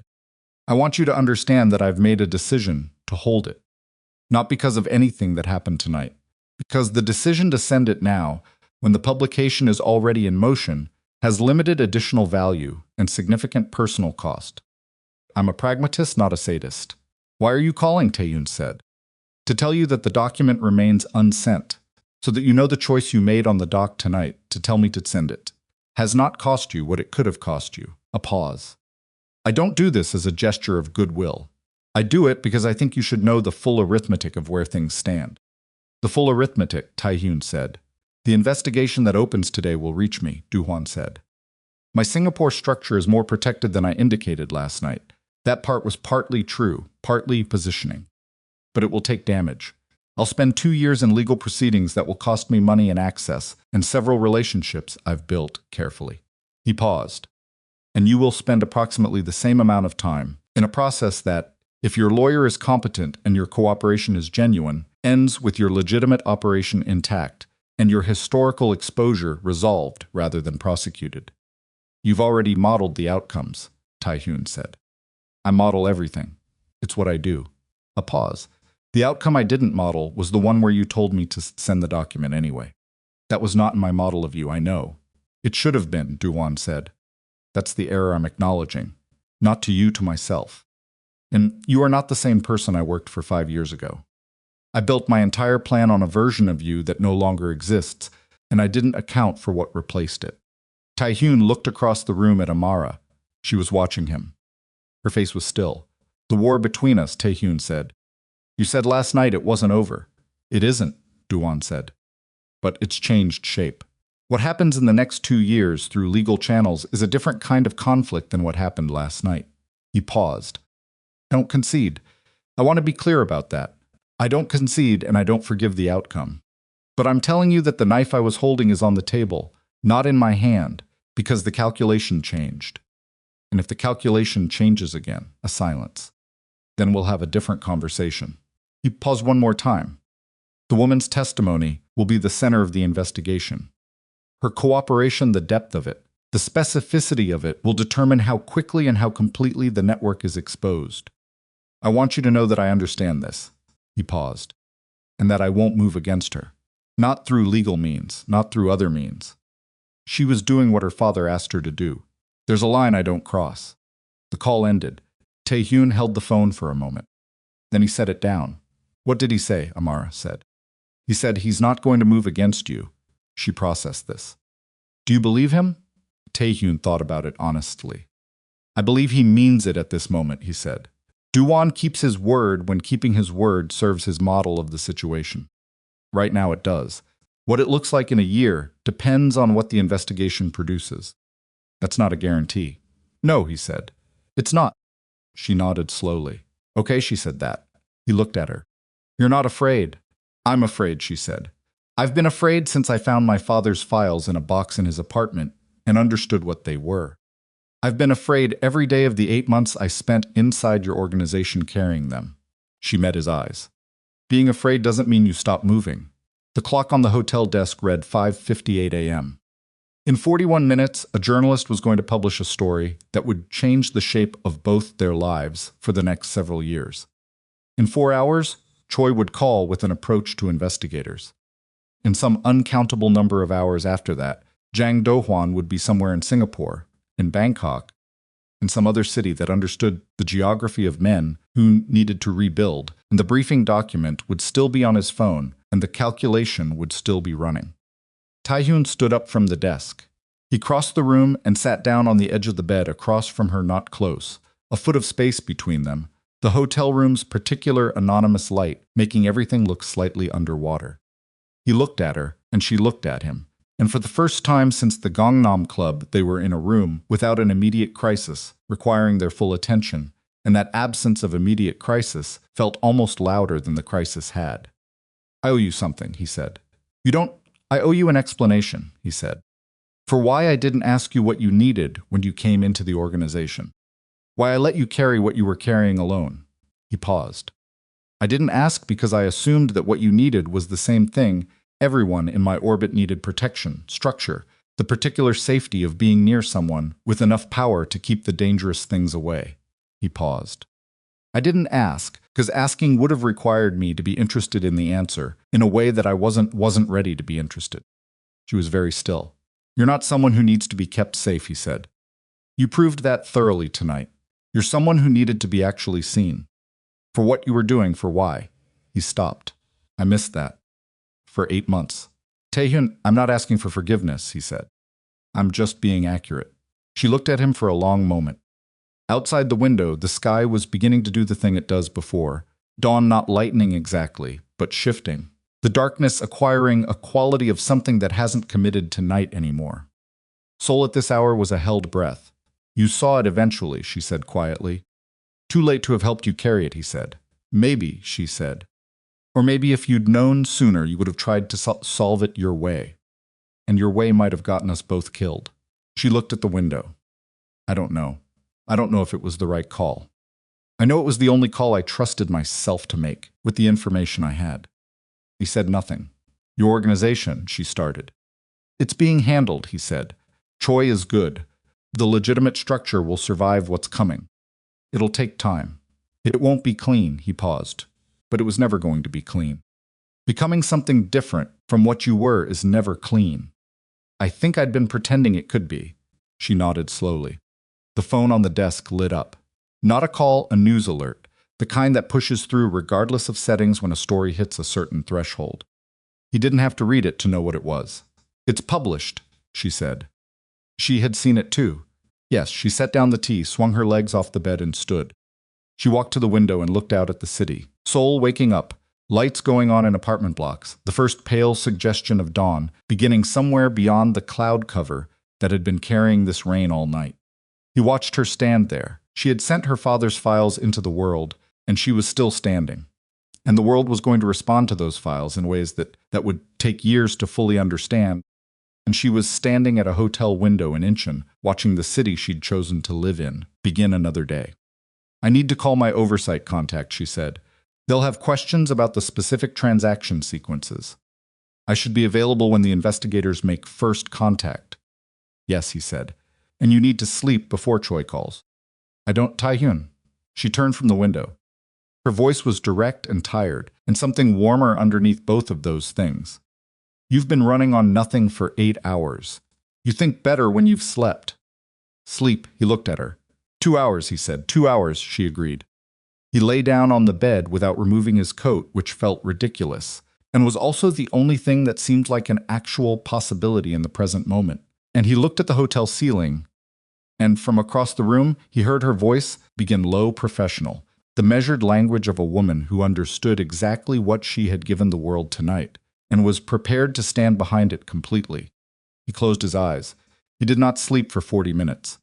Because his mind kept returning to the dock, and to Du Hwan's face, and to Lee Byung-ho on the floor, and to Minjin in the chair, and to the moment Amar had said, "Don't look behind you," with her hand on his wrist in a room full of people who hadn't. Noticed that something enormous was about to change. And then he did sleep, because the body claims what the mind refuses, and what he dreamed was not about any of it. It was something quieter and harder to name, the kind of dream that doesn't survive the waking, but leaves a residue you carry into the rest of the day. His phone went off at 8:47 a.m., not Choi, not Du Hwan. A number he recognized as belonging to a man named Park Sung-kil, who ran the financial oversight for one of Taehyun's 3 remaining dirty holdings, a man who had been with the organization for 9 years, and who knew exactly what was in those accounts and what. The morning's publication meant for their visibility. He answered before the second pulse. I saw the story, Sung-kil said. His voice was fast and compressed, the voice of a person who has been awake since the story dropped and has spent the intervening time spiraling. The account structures they referenced the Singapore. Layering, I recognized the pattern. I know where that traces. I know, Taehyun said. Du Hwan's people are going to move on the Singapore accounts today, Sung-kil said, before investigators freeze them. They'll try to pull the remaining liquidity before the legal channel closes. If that happens, the accounts go dark and the evidence chain gets corrupted. How do you know Du Hwan's people are moving today? Taehyun said.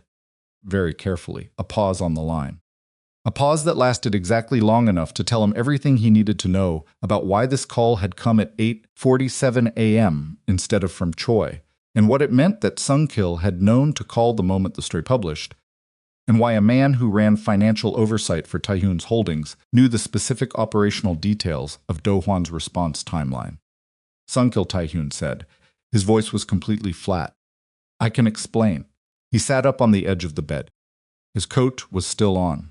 His body was a catalog of the night's accumulation: stiff shoulders, a jaw that had been clenched for approximately 6 hours, eyes that felt like the lining had been replaced with something coarser.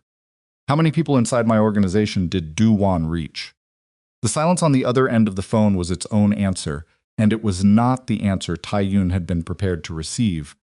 And it meant that what had happened at the warehouse the previous night was not the full scope of the wound. It was the visible part, the part that had surfaced under pressure, and underneath it was something deeper and more complex and far more damaging than one man's fear about his future. Amara had stopped speaking. She had turned from the window and was looking at him with the specific attention she brought to moments when something had changed, and she was waiting to understand what it was. He looked at her. "How many?" he said again into the phone, and this time the flatness in his voice had an edge underneath it, not rage, something colder and more controlled than rage. The voice of a man who is looking at the full dimension of a betrayal he had only seen one corner of the night before. Sung-Kil said a number. Tae-Hyun closed his eyes. The number was not 1. The number was not 2. The number was the kind of number that meant Do-Hwan had not simply used Lee Byung-ho as a single point of access and moved on it, meant he had spent 14 months methodically and patiently working his way through the seams of Tai-Hyun's organization, finding the people who were afraid and the people who were angry and the people who had built their lives on something that was being taken apart, and he had given each of them exactly what they needed to hear to become useful. Not a traitor, a network of them. Quiet, distributed, each one carrying a small piece of information that was harmless alone and devastating in aggregate. Tae-Hyun stood up. "Come to the location Sung has," he said. "Now. Don't contact anyone else before you arrive." He paused. "If you do, I'll know, and the cooperation I'm about to offer will not extend to you." He ended the call. Amara was still watching him. "How bad?" she said. He looked at her for a moment, at the woman who had warned him in a club in Gangnam 14 hours ago, who had climbed an 18-foot ladder in the dark, who had sent her father's life's work into the world from the back seat of a car, who was standing in an Incheon hotel room at 8:47 in the morning after no sleep, looking at him with the composed alertness of someone who already understood that what he was about to say was going to require everything both of them had left. "Du-Wan didn't just have Lee," he said. "He built inside my organization. Multiple people, different levels. I don't know the full count yet, but the count is significant." He paused. "Which means the cooperation I was planning, the controlled approach, the narrow scope just became something else. Because if investigators talk to my people before I understand the full scope of what Du-Wan put inside my organization, they're going to find things I don't know about yet, and I will have no way to frame them in a context that is survivable." She absorbed this, so the next few hours, she said, "are the most important hours of the next several years," he said. "Yes." She nodded once. She picked up her own phone. "Then let's not waste them," she said, and began to dial.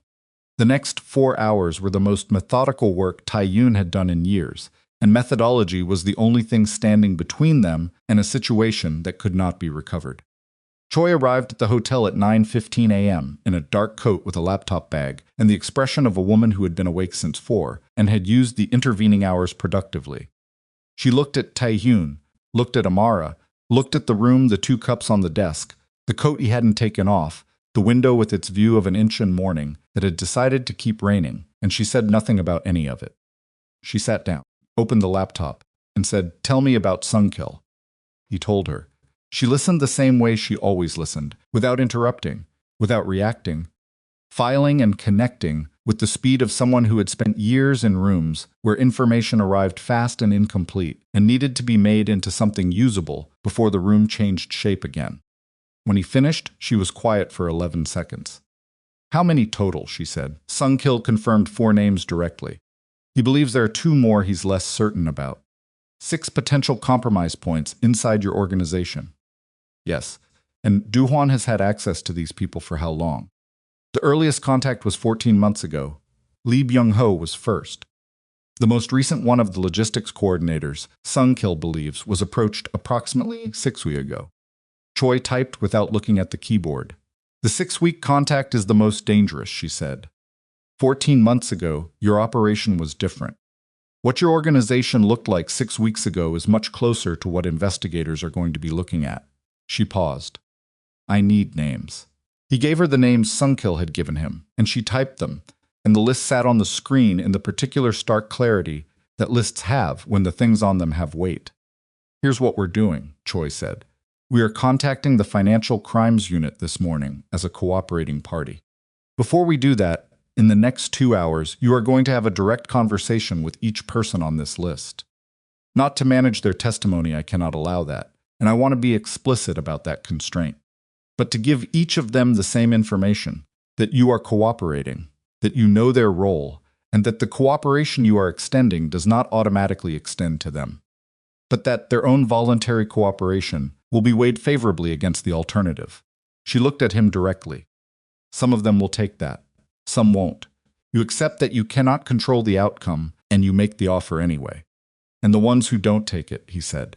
Then investigators find them the other way, she said. And the narrative around your organization becomes harder to manage. She paused. But the narrative is yours to define only if you're the one who brings it. The moment an investigator finds something you didn't disclose, the narrative belongs to them. Amara spoke from the window. The Singapore accounts that Sunkil mentioned Duhuan's people moving on them today. Choi looked at her. If those accounts are drained before investigators freeze them, what does that do to the evidence chain? Amara said. Choi's expression shifted slightly. It degrades it significantly. The financial trail in those accounts connects Duhuan's operation to specific transactions that are difficult to reconstruct through other means.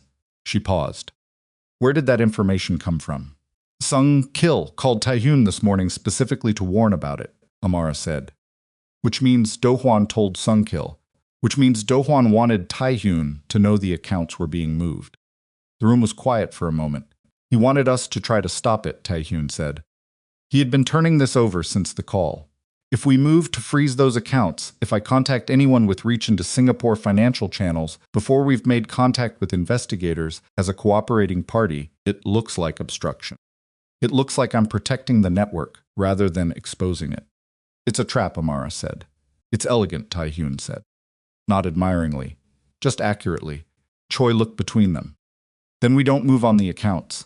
We make contact with the Financial Crimes Unit as planned, which disclosed the Singapore structure as part of our cooperation, and we let investigators freeze the accounts through proper channels. She paused. The accounts may be partially drained by then. Yes, Taehyun said. That's a cost we accept. Yes, she nodded once. Then we're aligned. She stood. I'm going to make calls from the other room.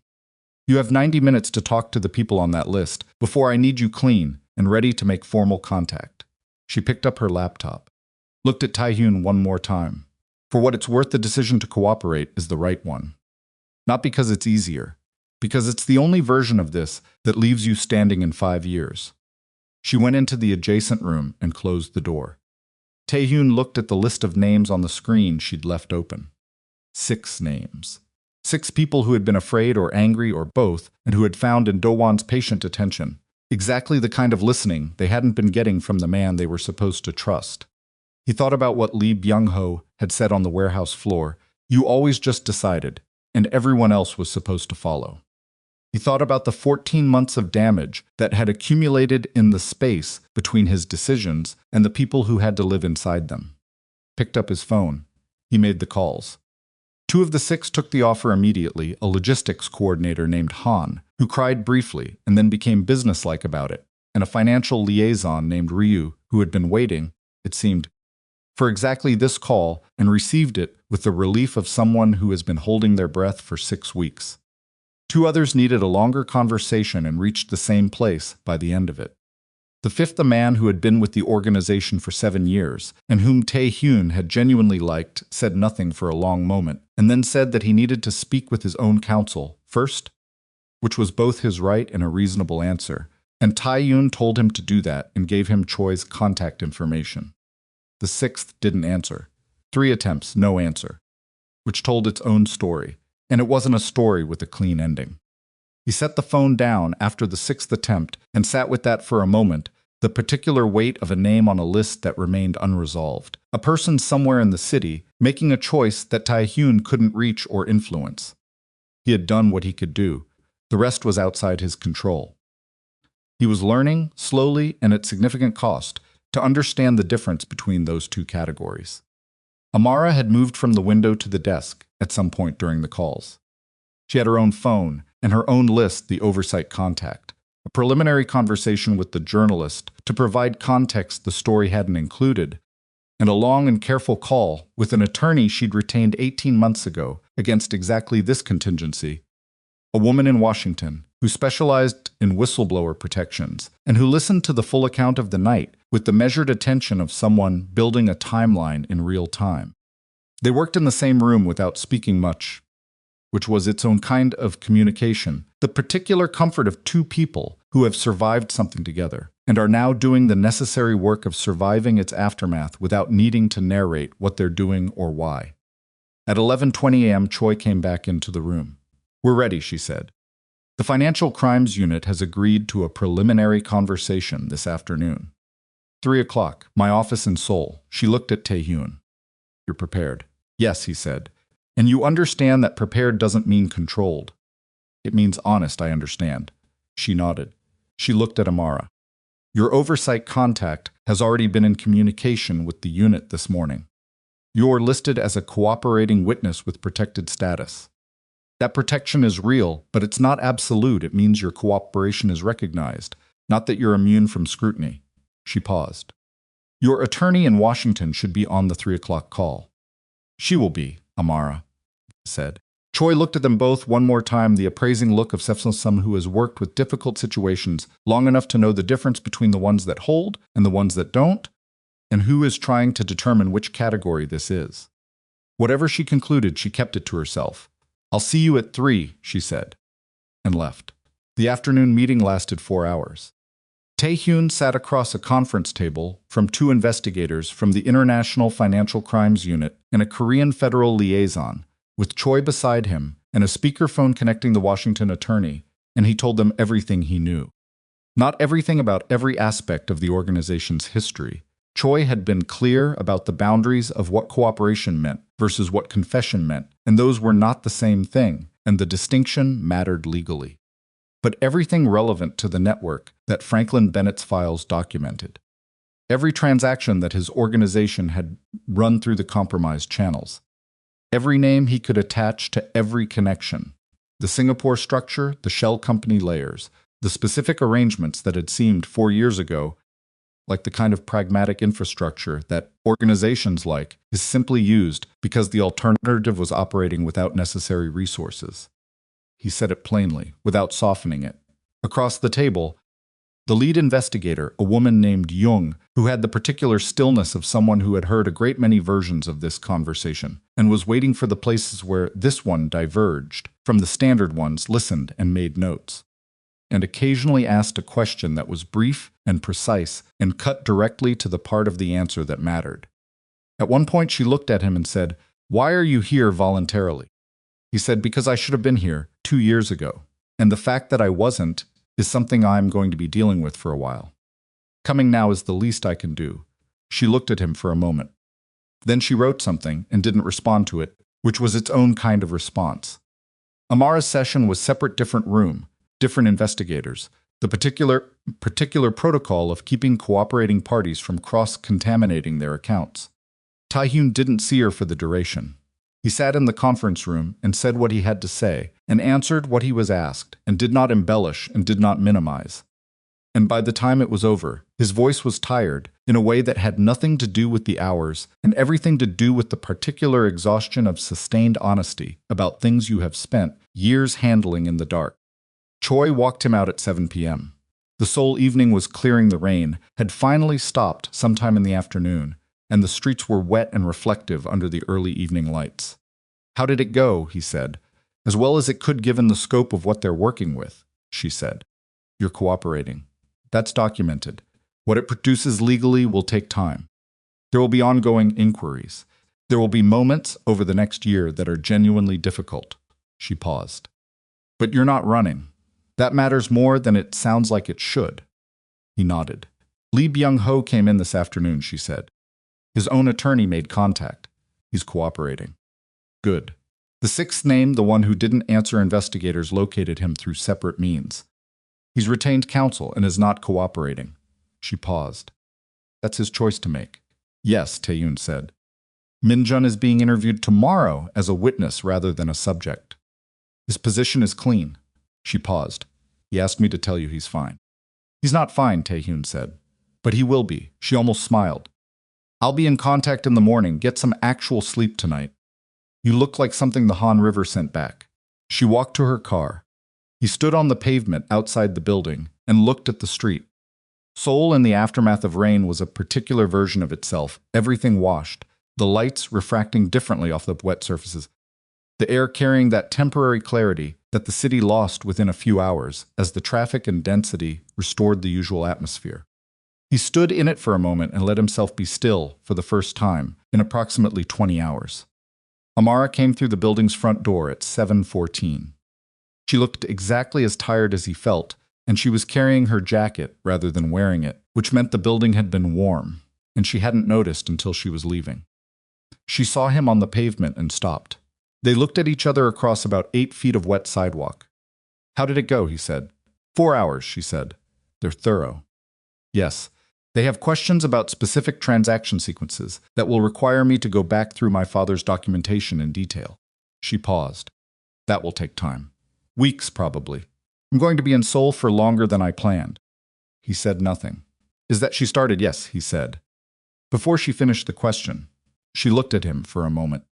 Then she put her jacket on, and they walked together toward the corner where the evening traffic was moving in its ordinary way, through the ordinary business of a city that didn't know or particularly care what had occurred in an Incheon warehouse the night before.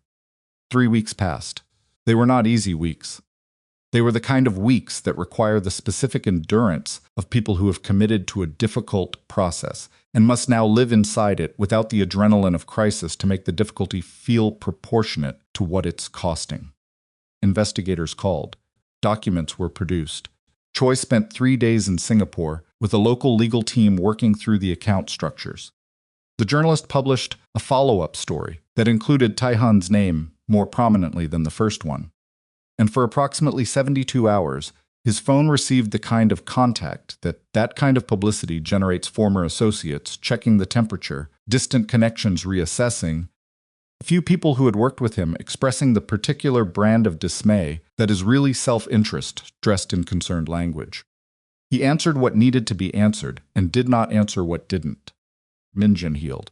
The ribs took the time they took, and he spent 2 weeks working from a chair rather than moving freely, and he appeared at Tae-hyun's office, the legitimate office, the one with the signs on the door and a receptionist and the mundane infrastructure of a real business, on a Tuesday afternoon 3 weeks after Incheon, and sat across the desk and looked at him with the expression of a man who has had time to think. I should have told you about Byung-ho sooner, Min-jun said. Yes, Tae-hyun said. I was trying to be sure before I said something that couldn't be unsaid. I understand. I still should have told you sooner. He paused. I'm telling you now because I don't want it to be a thing that sits between us. Tae-hyun looked at him. It doesn't, he said. You got your hands free in a warehouse with 2 cracked ribs and told me where the threat was from a chair. That matters more than the 6 weeks. Min-jun held his gaze for a moment. Then he nodded, once, the way he had always nodded when something was settled between them. The Singapore situation, he said. Choi's team is handling it, Tae-hyun said. The accounts were partially drained before they were frozen. We lost access to approximately a third of the liquidity that was there. The rest is now part of the formal investigation. He paused. It's a cost. We can absorb it, yes. The legitimate arm is intact, Tae-hyun said. The restructuring Choi initiated the morning after Incheon was clean enough. The 3 dirty holdings have been formally disclosed as part of cooperation and are in legal review. He paused. It will take a year, maybe 18 months, to know what that review produces. But we're positioned. Min-jun absorbed this, and Du Hwan. In Singapore, Tae-hyun said, his legal team filed preliminary responses to the investigation last week. He's not cooperating, he's contesting everything. Which means it will take longer and cost him more, and the outcome will be less favorable. He paused. The briefing document was never sent. Min-jun raised an eyebrow. He kept his word, Tae-hyun said. It doesn't mean I trust him. It means he made a calculation and held to it. And when his calculation changes, we deal with that when it changes, Tae-hyun said. Right now, we do the work we have to do. Min-jun stood. He moved carefully, the ribs still made themselves known on certain angles. At the door, he stopped. The woman, he said, not asking exactly. Something between a question and an observation. She's working with the investigators on the documentation, Tae-hyun said. That's not what I was asking. Tae-hyun looked at him. Min-jun almost smiled, the compressed, not quite version of a smile that was the most he usually offered. Good, he said, and left. Amara had taken an apartment in Mapo, in a building that was neither luxurious nor spare, with a window that looked out over a section of the city that had been redeveloped and still carried that newly built quality of a place that was figuring out what it was. She had her father's documentation spread across a desk that was too small for it, organized into the specific architecture that the investigators needed: transaction sequences, cross-reference indices, the particular logical structure of a man who had built his case to be navigated by someone who didn't know it yet. She had been doing this work for 2 weeks when Tae-hyun appeared at her door on a Thursday evening with 2 containers of food from a place in Mapo that he'd found by process of elimination, and that turned out to be the kind of restaurant that didn't look like much and produced food that made the not looking like much retroactively understandable. She opened the door and looked at him. You could have called, she said. I was in the neighborhood, he said. She looked at the food containers. You were not in the neighborhood. No, he agreed. I wasn't. She stepped back from the door. They ate at the 2 small desks with the documentation pushed to one side. And the food was good, and the conversation was quiet. Not the strategic quiet of the hotel room in Incheon, or the operational quiet of the calls and meetings of the past 3 weeks, but a different kind. The quiet of 2 people who have moved past the immediate crisis and are now in the slower, less defined territory of what comes after it. He told her about Min-jun's visit. She told him about a particular document sequence her father had built that the investigators were finding especially useful, a cross-reference chain of wire transfers that connected 5 separate shell entities through what appeared to be unrelated transactions, but produced, when mapped correctly, a clear picture of how the money moved. Her father had spent 8 months building that mapping. The investigators had confirmed that morning that it was the most complete reconstruction of the network's internal architecture they had encountered. He was good, Tae-hyun said. He was obsessive, she said, which in this case was the same thing. She looked at the documentation. I keep finding things I missed when I was reading it before. New details. Context I didn't have enough background to understand 8 months ago, but understand now. She paused. He was building for someone who would read this after him. Every organizational choice, every cross-reference, he was thinking about the person who would have to use this without him there to explain it. He was thinking about you, Tae-hyun said. She was quiet for a moment. Maybe, she said, or maybe he was just thorough. He was always thorough. She set down the food container.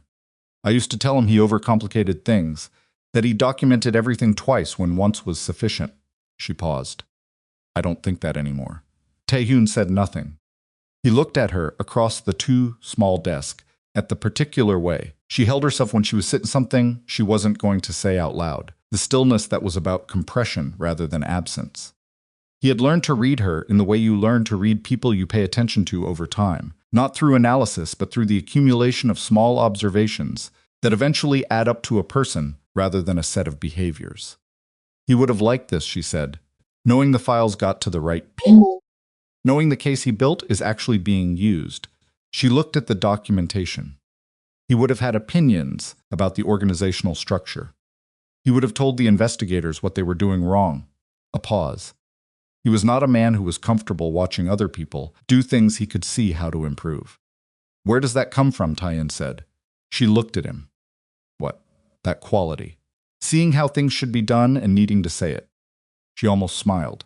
He used to say that silence about fixable problems is a choice to let them continue. She paused. He said it a lot. Mostly when I was trying to get him to be less confrontational in professional settings. He wasn't wrong, Tae-hyun said. No, she agreed. He was frequently right and occasionally exhausting. Tae-hyun looked at her. You have it too, he said. That quality. She raised an eyebrow. In a Gangnam club, 14 hours into a night that could have gone any of several ways, you climbed an 18-foot ladder in the dark to get a position advantage. Nobody asked you to take. He paused. That's not the behavior of someone who watches fixable problems. Continue. She held his gaze for a moment. I saw the man in the wool coat, she said. Someone had to. Someone did, he said. You. The evening had settled around them, soul outside the window doing its evening things, the light shifting from the flat quality of dusk into the warmer particular darkness of a city at night. The documentation on the desk was evidence of 3 years of one man's life. The two of them sitting beside it were evidence of something harder to name, the specific result of a situation that had required both of them to be more than they'd planned on being and had changed them accordingly. What happens now, Amara said, not about the investigation. He understood she wasn't asking about the investigation. Now we find out what we are in the absence of a crisis, he said. Which is harder. Yes, she said. It is. He looked at her directly. I'm not going to pretend I know what that looks like. I've spent 20 years in situations where the next move was always defined by what the threat required. I don't have a model for this, neither do I, she said. I've spent 3 years carrying my father's files and 2 years before that trying to understand what he'd built and why it mattered, and now she stopped. Now the files are in the right hands. The work is done. And I'm sitting in an apartment in Mapo with documentation spread across a desk, figuring out who I am when I'm not carrying something. He said nothing. It's quieter than I expected, she said. Yes, he said. Quiet is harder than the other thing. She looked at him. For what it's worth, she said, and the way she said it carried the particular weight of something that had been considered from several angles before. Being spoken, I think the man you were before I came into your organization and the man you've been in the past 3 weeks are genuinely different people. Not because of me, because of choices you made. Some of those choices were made in response to you, he said. Maybe, she said, but you made them. I didn't make them for you. He held her gaze. No, he said, you didn't. Outside the window, the city moved through its evening in the ordinary way of cities, continuous, indifferent, beautiful, in the specific way that large human-built things are beautiful when you stop being afraid long enough to look at them properly. If you want me beside you, she had said, in an Inchan warehouse with rain driving against the walls, then build a life I don't have to escape from. He had not answered her then. He had answered the crisis instead, which was the only answer the crisis permitted. He thought about it now, in the quiet of a Mapo apartment, with her father's life's work spread on a desk between them and the particular stillness of a Thursday evening settling around them both. The logistics company, he said. The security consulting arm. They're real. They're built on something that didn't exist 5 years ago, actual infrastructure, actual service, actual people doing work that doesn't require looking over your shoulder to perform. He paused. It's not finished. The legal process will take the time it takes. There are things in the next year that I can't fully predict. He met her eyes. But the structure is real. The direction is real. She looked at him. I'm not asking you to trust where I was, he said. I'm asking you to look at where I'm going. A long moment of the city around them, the documentation between them, the particular weight of everything they'd been through settling into something that was finally still enough to examine clearly. I'm looking, she said. He nodded once. They sat with that for a while, not resolving it into a neat declaration, not collapsing the complexity of it into something that fit better in a moment. Two imperfect people on the other side of something that had cost them both, sitting with what remained after the cost had been paid, and finding that what remained was enough to work with. Months later, the investigation produced what investigations produce when they are given complete cooperation and airtight documentation. Results. The network that Franklin Bennett had spent 3 years mapping was formally exposed, and its principal operators were named in a joint filing across 3 jurisdictions. Duansan's Singapore structure took the damage he had predicted, and more 2 senior associates cooperated under separate pressures, and the legal proceedings that followed were lengthy and costly in ways that would occupy the next several years of his life. He did not go to prison immediately. The international legal architecture made immediate outcomes rare, but he was contained, visible, and significantly reduced. The briefing document was never sent. Whether this was principle or pragmatism, Taehyun never asked and Du Hwan never said. Some things settle without requiring a full accounting of the reasons. Lee Byung-ho cooperated fully. His outcome, like Taehyun's, was ongoing and not clean cooperation produced mitigation, not immunity. He left Seoul after the formal proceedings concluded. Taehyun did not hear from him again, which was a different kind of ending than the one a cleaner story would have given them, and was probably the accurate one. Minjun's ribs healed, he remained. The security consulting company gave him a role that used what he was actually good at: reading rooms, understanding operational vulnerabilities, the particular intelligence of a man who knew how dangerous situations worked from the inside, and he performed it with the competence that Taehyun had always known he was capable of. He did not ask again about Amara, because the answer had become visible, and visible things don't require asking about. Amara's testimony became central to the prosecution's framework for the network's Southeast Asian operations. Her attorney in Washington negotiated a formal whistleblower designation that provided legal protection without requiring her to disappear from her life, which was what she had wanted and what her father's work deserved. She stayed in Seoul. The apartment in Mapo became less temporary.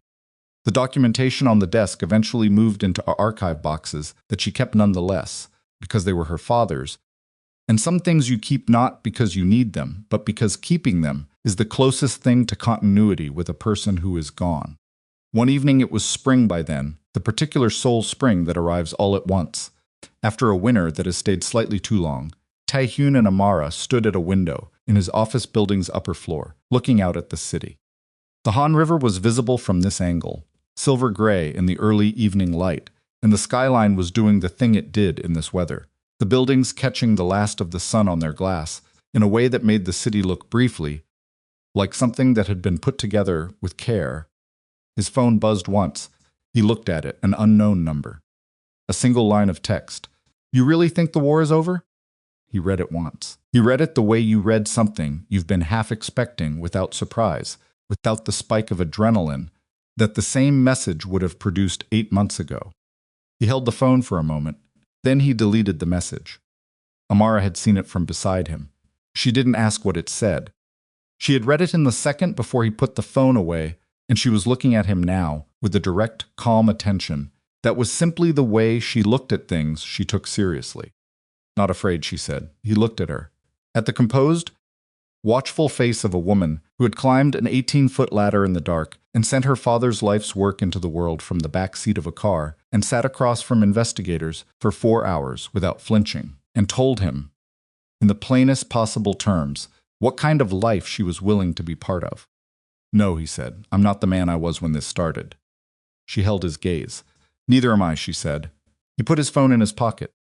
Outside, the city continued its indifferent, human, ongoing business. Millions of people inside their own particular complications, their own costs and choices, and the specific terrain of lives that don't resolve neatly, because lives don't resolve neatly. The river moved through it all the way it always moved, with the patience of something that has been going in the same direction for longer than anything built alongside it. Taehyun had spent 20 years moving through the world as a man who understood that fear was a tool, something you created in others, something you managed in yourself, the fundamental currency of the kind of power he had traded in. He had not been wrong about how that world worked. He had been wrong about whether it was the only world available. The enemy who had haunted 5 years of his operation was diminished and occupied. The traitor, the network of them, had been surfaced and was being processed through systems that, for all their slowness and imperfection, were the right systems for the work. The organization he had built on fear was becoming something that didn't need fear to hold it together.